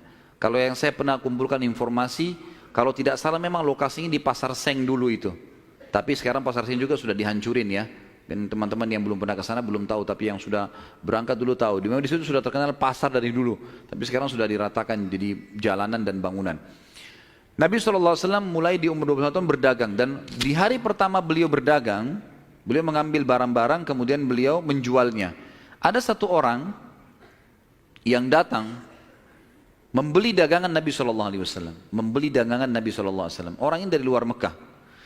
Dia datang, ini umur Nabi sudah 21 tahun ya, sudah tinggalin gembalaan, sekarang mulai masuk bisnis. Pada saat Nabi SAW transaksi sama orang ini mengatakan, ini saya bayar cash, hai Muhammad, saya titipin barangnya.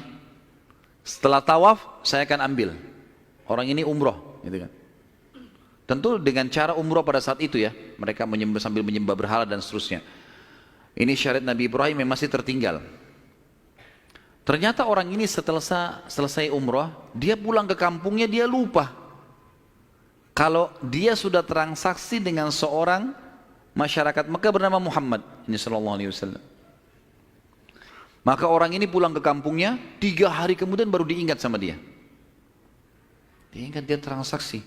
Kalau tidak salah bahkan kampungnya orang ini 3 hari dari Mekah.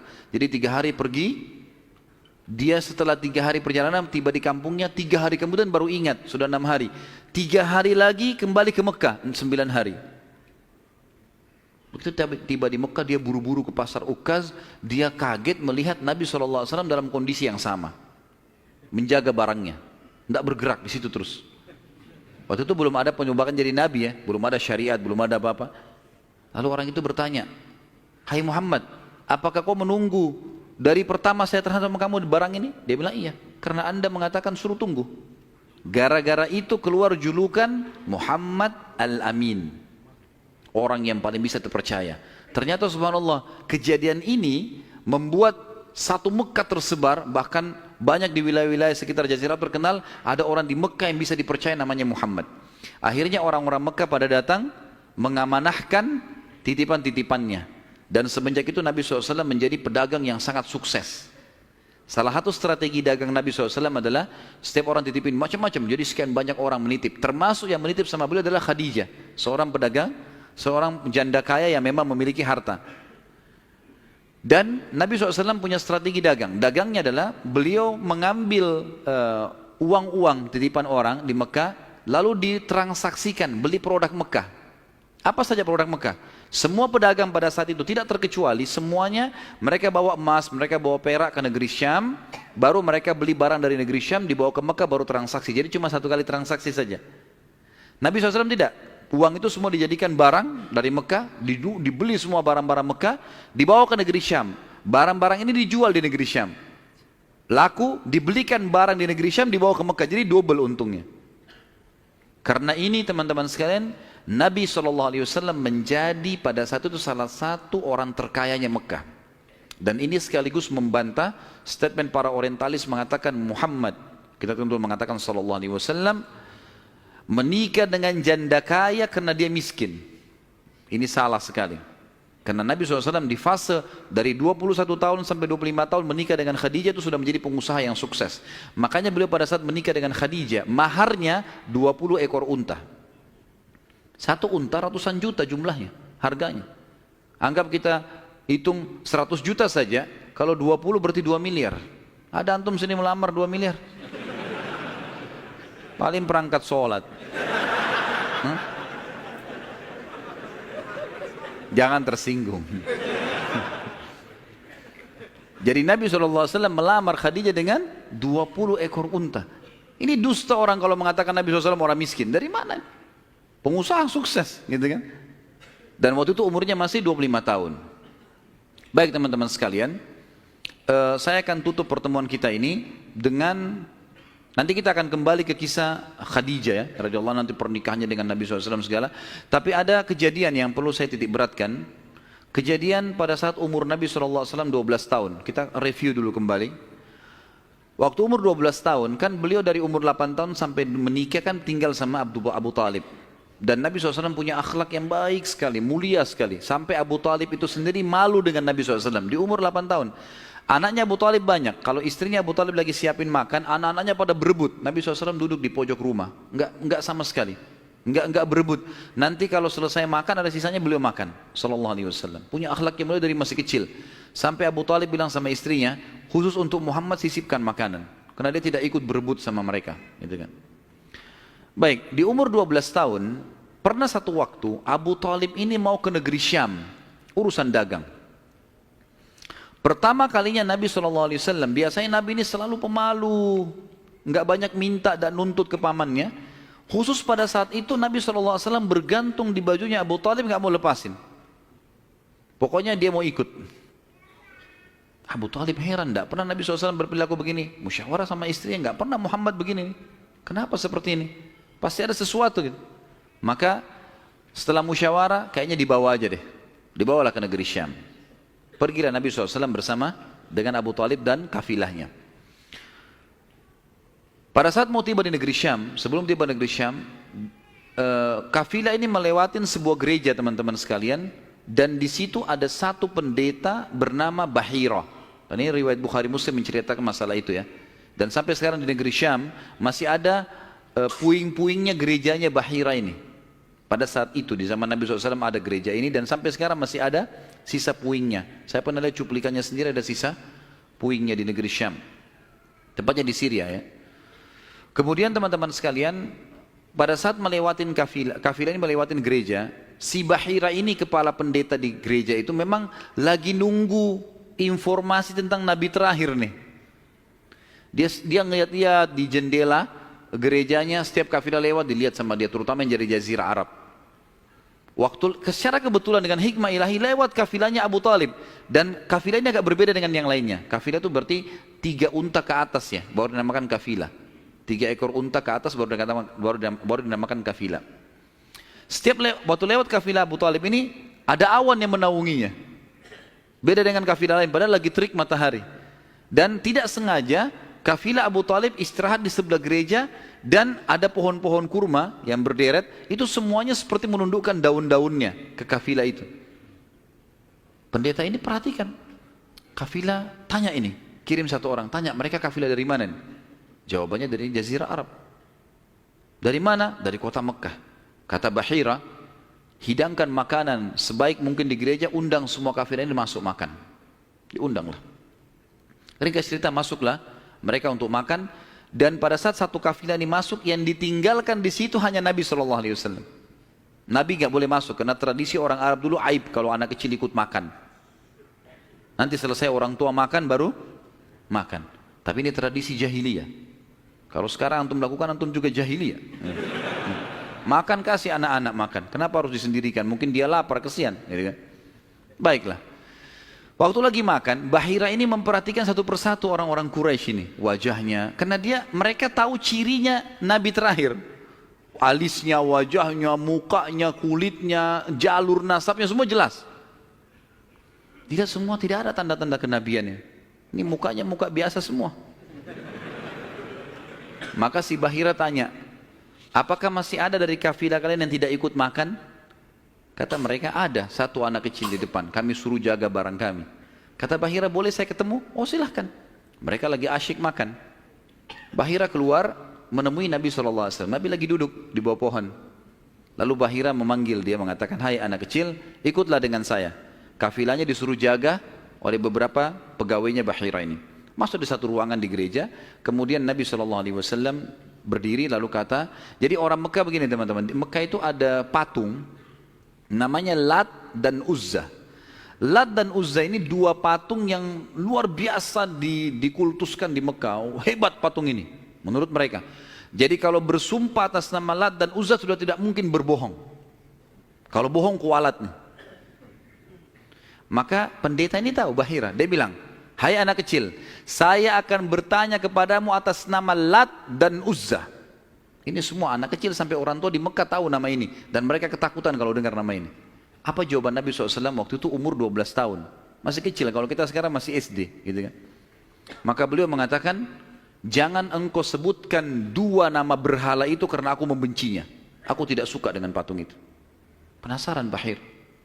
Diperhatikan wajahnya, alisnya, matanya Nabi SAW. Perlu teman-teman tahu ya, ciri fisik Nabi SAW itu luar biasa.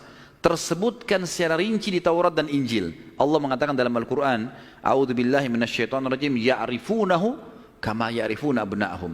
Orang-orang ahli kitab, terutama Yahudi dan Nasrani ini, maksudnya orang Yahudi dan Nasrani, betul-betul mengetahui Muhammad SAW sebagaimana mereka mengenal anak-anaknya. Karena terinci. Disebutkan dalam hadis, alis Nabi SAW seperti busur panah yang lebar, berwarna hitam dan tebal. Bola mata beliau SAW besar, kelopaknya dan dipenuhi dengan bulu mata yang lebat. Bola matanya putihnya putih bersih, hitamnya hitam pekat. Hidungnya yang mancung, bibir, dahi dan pipi yang setara dengan wajah, tidak oval dan juga tidak bulat, gitu kan. Kulitnya sangat putih sampai Nabi SAW pipinya kemerah-merahan. Jadi sangat tampan, luar biasa. Sampai ahli hadis mengatakan kalau Yusuf alaihissalam diberikan sepertiga gagahan dunia, maka Nabi SAW memberikan seluruh kegagahan dunia. Tidak pernah ada orang melihat Nabi SAW tidak suka. Manusia terbaik, pilihan, paling sempurna nasabnya, paling sempurna ilmunya, fisiknya, segala-galanya. Bahira memperhatikan Nabi SAW, ini semua ciri yang disebutkan dalam Injil ada. Dia masih bimbang, dia ingin buktikan satu hal. Apa itu? Dalam Taurat dan Injil juga disebutkan Nabi, setiap Nabi itu punya tanda kenabian. Apa tanda kenabian teman-teman sekalian? Sebuah daging yang menggumpal di pundak sebelah kanan. Dan daging itu berwarna merah kehitam-hitaman dan dimiliki dengan atau memiliki bulu yang lebat. Maka Bahira berkata, hai anak kecil, apa kau izinkan saya untuk melihat punggungmu? Dia mengatakan, iya silakan. Dibukalah oleh Nabi SAW. Begitu dia lihat tanda itu, lalu Bahira menciumnya dan mengatakan, kaulah orangnya. Tapi garis bawah satu hal ya, tanda ini tanda kenabian. Sudah selesai dengan Nabi Muhammad SAW. Jadi kalau di punggung antum ada dusta semua itu. Tidak ada hubungannya sama Nabi.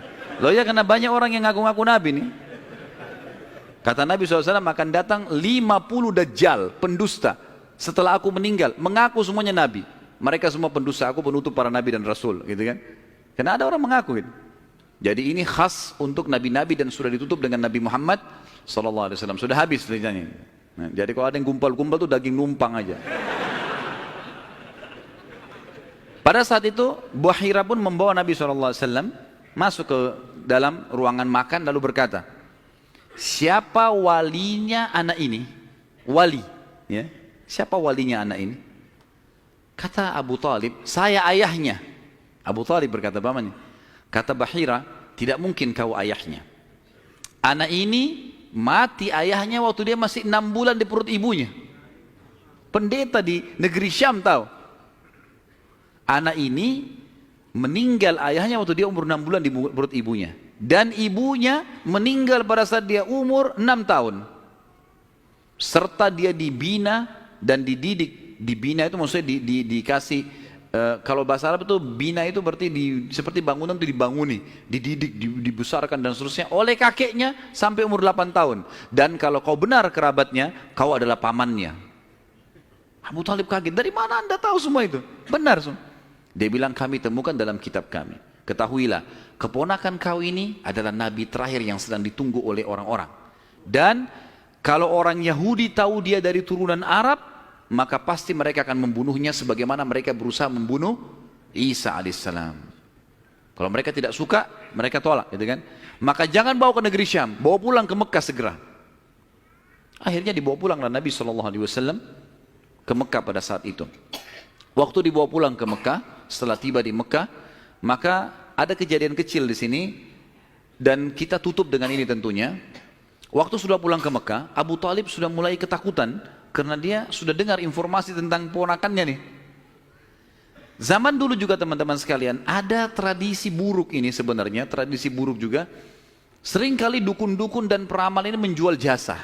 Mereka datangin negeri-negeri atau kota-kota, tawarin jasa. Datang, tancapin kemah, kemudian mereka jual jasa. Ayo siapa yang mau diramal, bayar. Gitu kan? Seperti itulah. Waktu itu pas Abu Talib tiba di Mekah, pas peramal-peramal lagi masuk di Mekah. Maka orang-orang Mekah bawa anaknya, suruh ramal. Lihat mukanya, lihat tangannya, lihat segala macam. Pada saat itu teman-teman sekalian, Abu Talib ingin mengetes. Dia bawa Nabi SAW, dicari sama dia, mana pimpinannya dukun nih, peramal-peramal nih. Ditemukan lalu dibawalah Nabi SAW, waktu masih kecil, umur 12 tahun tadi, dibawa. Terus pimpinan peramal itu dalam kisah, dalam buku-buku sejarah disebutkan, memandang Nabi SAW dengan pandangan yang sangat tajam. Dan dia tidak bicara apa-apa. Dia mengatakan, tahan anak ini. Lalu dia masuk ke kemahnya. Kemungkinan dia bicara sama dukun, sama setan-setannya nih. Karena kan dukun. Ini saya nggak bisa tebak anak ini nih. Abu Talib lihat pimpinan ini, biasanya dia kalau anak-anak Mekah datang, oh ini nasibnya begini, sudah bawa, bayar. Seperti itulah. Ini enggak. Lama dalam kemah. Abu Talib ketakutan, dibawa Nabi SAW. Dan Abu Talib titip pesan. Kalau dia tanya, jangan sebutin di mana anak ini. Dibawalah Nabi SAW pulang ke rumah, Abu Talib kembali ke situ. Lama, baru dukun itu keluar, peramal itu keluar dari kemahnya. Lalu dia teriak, mana anak tadi itu di sini? Nggak ada yang nyaut, karena Abu Talib sudah titip pesan. Abu Talib waktu itu termasuk anaknya Abdul Muttalib, Raja Mekah. Tapi Abu Talib tidak dinobatkan jadi raja pada saat itu kan. Maka mereka diam. Yang kedua kali, mana anak itu di sini? Sampai 3 kali, kesimpulan terakhir, kata peramal itu, kita tentu tidak percaya peramal, tapi dia mengatakan, ya, kalau anak itu memiliki kedudukan yang sangat tinggi dan dia akan memimpin dunia, begitu loh bahasanya. Dengan ini teman-teman sekalian, maka orang-orang Mekah jadi lebih yakin kalau Nabi SAW ini punya kedudukan. Walaupun kita secara orang Muslim tidak percaya dengan dukun semuanya, tapi historinya begitu. Secara histori seperti itu. Allahu a'lam. Dan insya Allah nanti kedepannya kita akan bahas tentang pernikahan Nabi SAW, prosesi pernikahannya, ya.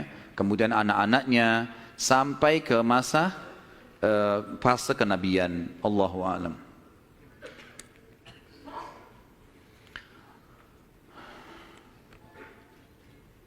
Saya akan baca pertanyaan dan saya berharap pertanyaan sesuai dengan tema teman-teman sekalian. Dan tolong saya datang jauh-jauh ke sini bukan untuk dites, ya. Jadi nggak usah ngetes-ngetes. Nah, kalau antum sudah tahu, alhamdulillah, bawa ilmunya pulang. Nah. Jadi tanya yang tidak mengerti. Kalau sudah ngerti nggak usah tanya. Apakah riwayat yang mengatakan bahwa Hamzah radhiyallahu anhu seumuran dengan Rasulullah SAW itu salah? Karena dari riwayat yang antum ceritakan Hamzah lebih tua dari Abdullah. Mohon penjelasan riwayat-riwayatnya. Yang dimaksud dalam riwayat Nabi SAW sebaya, bukan seumur dengan Hamzah. Sebaya, orang-orang Arab itu membahasakan sebaya itu seperti orang yang setara postur tubuhnya, ya, dekat paras wajahnya. Jadi bukan masalah umur. Karena jelas sekali anak Abu Talib, Abdul Muttalib yang paling musuh Abdullah. Hamzah kakaknya memang, kakak Abdullah, gitu kan.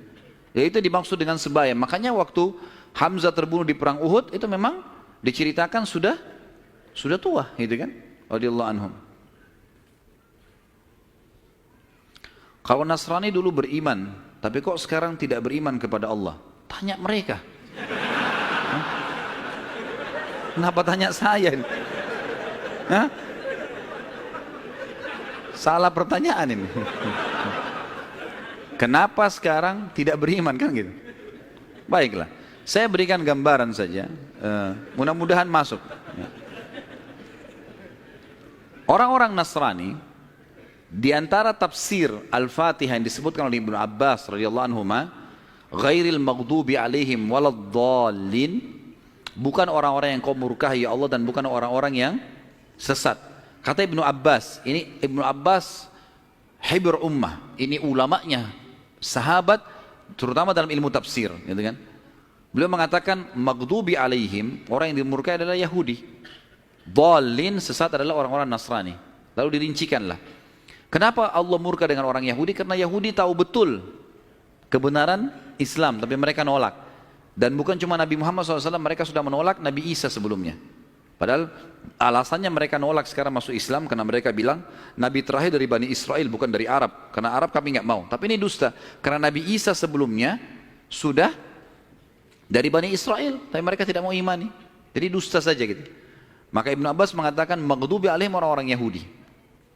Kemudian Nasrani dhalin, Yahudi tahu kebenaran tidak mau diikuti maka Allah murka. Dhalin adalah sesat. Sesat kenapa? Sesat maksudnya apa? Orang sesat jalan berarti dia tidak punya ilmu kan gitu. Orang-orang Nasrani mau menyebarkan agama mereka tapi mereka salah. dengan mengatakan trinitas misalnya, gitu kan? Sementara Allah mengatakan lam yalid wa lam yulad, gitu. Dan memang dalam agama, dalam kelompok Nasrani sekarang masih ada kelompok Nasrani yang mentauhidkan Allah. Umumnya yang dapat hidayah dari mereka-mereka ini. Tapi kalau orang yang mengatakan trinitas ini biasanya sudah terdoktrin dengan keyakinan itu, dan Allah sudah mengatakan, A'udzubillahi minasyaitonirrajim, laqad kafara alladziina qalu innallaha tsalitsu tsalatsa. Telah kafir orang-orang yang mengatakan Allah itu atau trinitas, ya. Saya sarankan teman-teman, saran saya, ya, tentu saya tidak kenal orang ini, tapi saya sendiri melihat cuplikan di YouTube yang disampaikan benar. Saya tidak belum ikutin semua serialnya, tapi saya melihat orang ini, dia ahli sejarah dari Palestina, dan dia coba mengangkat tentang kenapa bisa ada Nasrani yang mengatakan trinitas dan ada yang juga masih mentauhidkan Allah. Namanya Jihad Turbani. Jihad Turbani ini kalau teman-teman ketik, insya Allah sudah ada terjemahan bahasa Indonesia. Ada salah satu serialnya, dia menjelaskan tentang perpecahan Nasrani dan sebab-sebab, kemudian kapan terjadi, bahkan orang-orang yang mengatakan trinitas membunuh orang-orang Nasrani yang bertauhid kepada Allah. Banyak hal yang dibongkar sama dia. Mungkin ini lebih banyak memberikan jawaban kepada penanya, insya Allah, gitu kan? Saya sarankan begitu, dan insya Allah cuplikannya nggak lama, 15 menit, 20 menit gitu. Apakah Lat, berhala, adalah keturunan dari Abdul Manaf? Tidak pernah ada riwayat masalah itu. Allahu a'lam. Tanya sesuatu yang ada isinya, gitu. Karena kalau Lat, nama patung, kalau mau ditanya keturunan Abdul Manaf, tidak ada sesuatu yang kita bisa ambil. Artinya, tidak perlulah dia keturunan Abdul Manaf atau bukan, nggak penting buat kita, gitu ya. Apakah Najasyi di zaman Abraha sama dengan Najasyi yang di zaman Nabi SAW yang menerima beberapa sahabat di Habasyah? Tentu saja bukan. Tentu saja bukan. Yang lebih kuat pendapat mengatakan, karena Najasyi kan istilah, saya sudah bilang tadi, istilah raja seperti Kaisar, seperti Kisra, gitu kan, seperti Tuba. Jadi di bawah si siapa namanya Najasyi ini, itu nama induknya, nanti ada nama-nama orang lagi. Yang lebih kuat yang saya temukan dalam buku-buku sejarah bukan yang hidup di zaman Nabi SAW, karena ini jauh di zaman Abraha, ya, masih jauh sebelum Nabi SAW lahir malah. Allahu a'lam. Ya. Sudah? Baik. Mungkin begitu dulu saya teman-teman sekalian. Sesuai tema enggak? Karena saya temukan banyak orang tidak sesuai dengan tema. Ada juga orang yang sengaja ngetes. Lempar pertanyaan, sengaja ngetes, terulang-ulang. Dan sekarang itu yang banyak dipelintir-pelintir di YouTube tuh. Diambil lagi tanya jawab, dipelintir lagi, dibuat masalah lagi. Untuk apa ini semua? Kalau ada teman-teman yang hadir di sini, saya nasihati bertakwa kepada Allah. Hadir majelis ilmu, niat untuk ilmu. Sudah fahamnya, sudah amalkan. Semua ada pertanggungjawaban di hadapan Allah SWT. Dan saya manusia biasa. Saya bisa salah kan gitu. Tapi kesalahan saya untuk dinasihati, bukan untuk dijadikan masalah, karena semua orang salah kan. Sahabat saja punya pendapat dua kadang-kadang. Imam Syafi'i pernah punya pendapat lama dan pendapat baru. Bukan sesuatu yang manusia bisa salah gitu kan. Imam Abu Hanifah, Imam Ahmad, 4 imam mazhab ini mereka punya pendapat lama dan pendapat baru. Kadang-kadang diperbaiki dengan pendapat yang baru karena dulu pernah keliru. Wajar saja. Kadang-kadang kita salah mengucapin sesuatu, mungkin kesalahan kedangkalan ilmu atau mungkin kesalahan menyebutkan. Maka ini harus lebih hati-hati teman-teman sekalian. Bagaimana menanggapi tuduhan non-muslim mengenai kematian Rasulullah SAW yang katanya beliau meninggal karena diracuni oleh wanita Yahudi sewaktu di Khaybar? Semoga anak Ustaz yang sedang sakit diberi kesembuhan. Jazakallah khair. Amin insyaAllah. Tentu kalau saya pribadi, saya bukan menemukan itu pendapat Nasrani. Itu pendapat sebagian ahli sejarah muslim. Karena memang Nabi SAW, nanti akan kita bahas di fase Khaybar, peperangan Khaybar, beliau sempat dihidangkan memang makanan racun. Dan ada satu sahabat yang memakan makanan yang sama racunnya, itu lumpuh. Sahabat itu. Dan meninggal beberapa waktu setelah lumpuh, karena ganasnya racun itu. Maka sebagian ahli sejarah muslim mengatakan, Nabi SAW berkumpul pada beliau berkumpul pada dua hal. Kemuliaan pada saat meninggal dalam keadaan Nabi, dan meninggal pada saat mati syahid. Ini ijtihadnya sebagian ulama. Tapi kita tidak ambil pendapat orang-orang Nasrani, pendapat memang sejarawan Muslim. Allahu a'lam. Baik, sampai sini insya Allah bahasan kita. Dan kita akan lanjutkan nanti dengan izin Allah, kalau Allah masih panjangkan umur dan berkahi, bulan depan insya Allah masalah menikahnya Nabi SAW dengan Khadijah, keturunannya, kemudian beberapa hal yang berhubungan dengan itu. Kemudian kita masuk insya Allah ke masalah fase penobatan kenabian. Insya Allah, biidznillah. Mungkin begitu. Semoga apa yang kita bahas pada hari ini bermanfaat buat kita semua. Dan semoga semua dosa yang pernah kita lakukan dimaafkan oleh Sang Pencipta Allah dan diganti menjadi pahala dengan kemahamurahannya. Dan semoga semua amal yang pernah kita kerjakan diterima olehnya. Semua sisa umur kita ke depan diberkahi, baik di keluarga, di harta, di keturunan. Kemudian juga puncaknya kita masuk surga tanpa hisab. Dan kita selalu mendoakan saudara kita di Palestina, di Syria, di Yaman, di Irak, di Myanmar, di Ahsa, dimanapun mereka berada sedang tertindas. Semoga Allah ikhlaskan niat mereka, terima para syuhada mereka, muliakan Islam di tangan mereka dan tangan kita semua. Dan semoga Allah dengan kemahamurahannya menyatukan kita semua di surga firdausnya tanpa hisab. Kalau ada benar dari Allah, kalau ada salah dari saya mohon dimaafkan. Sebelum kafaratul majlis, saya mengajak teman-teman sekalian untuk kembali ke web resmi di www.khalidbasalamah.com. Dan saya ingatkan, kalau ada teman-teman yang ingin menyebarkan ceramah, maka saya sarankan tidak ada komersial. Jangan dikomersialkan, gitu kan. Kalau dikomersialkan akhirnya nanti antum memaksakan diri untuk memberikan judul yang menggelitik lah dan seterusnya. Dan ini akhirnya menjadi sumber fitnah yang menjadi kemana-mana gitu. Jadi ada satu orang bahkan sempat memasukkan email ke tim kami lalu mengatakan, kenapa Ustadz sekarang menahan ceramah-ceramah ini? Apakah Ustadz lebih mendahulukan dunia daripada akhirat? Gara-gara dianya mengomersialkan ceramah ini. Kemudian kami tahan komersial itu, tidak boleh lagi dikomersialkan.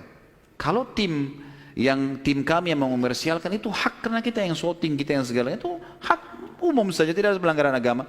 Tapi teman-teman ini mengomersialkan, lalu kemudian dia bersangka buruk, gitu. Mengatakan saya sudah mengupload sekian ratus ceramah, lalu ada si fulan sekian ratus ceramah, sekian bulan, kenapa harus ditahan? Gitu. Kami nggak tahan, asal tidak dikomersialkan. Tapi komersial melanggar akad kan itu. Jadi tidak boleh sama sekali teman-teman sekalian. Cukup dengarkan, sebarkan sebagai hal yang bermanfaat. Kemudian juga insya Allah besok subuh biidznillah kita akan bahas buku, bedah buku judulnya Akibat Makanan Haram. Dan teman-teman bisa temukan bukunya insya Allah dengan panitia masjid. Itu buku kecil dan insya Allah kita akan bahas secara terinci. Mudah-mudahan Allah mudahkan, insya Allah kita selesaikan juga. Dan temanya sudah diangkat sebenarnya di YouTube. Kemarin tablik akbar di Makassar sekitar 2 jam lebih. Tapi besok mungkin karena waktu kita kepepet, saya akan masuk ke poin-poin intinya. Allahu a'lam. Subhanakallahumma bihamdika asyhadu an la ilaha illallah astaghfirullah wa atubu ilaih. Wassalamualaikum warahmatullahi wabarakatuh.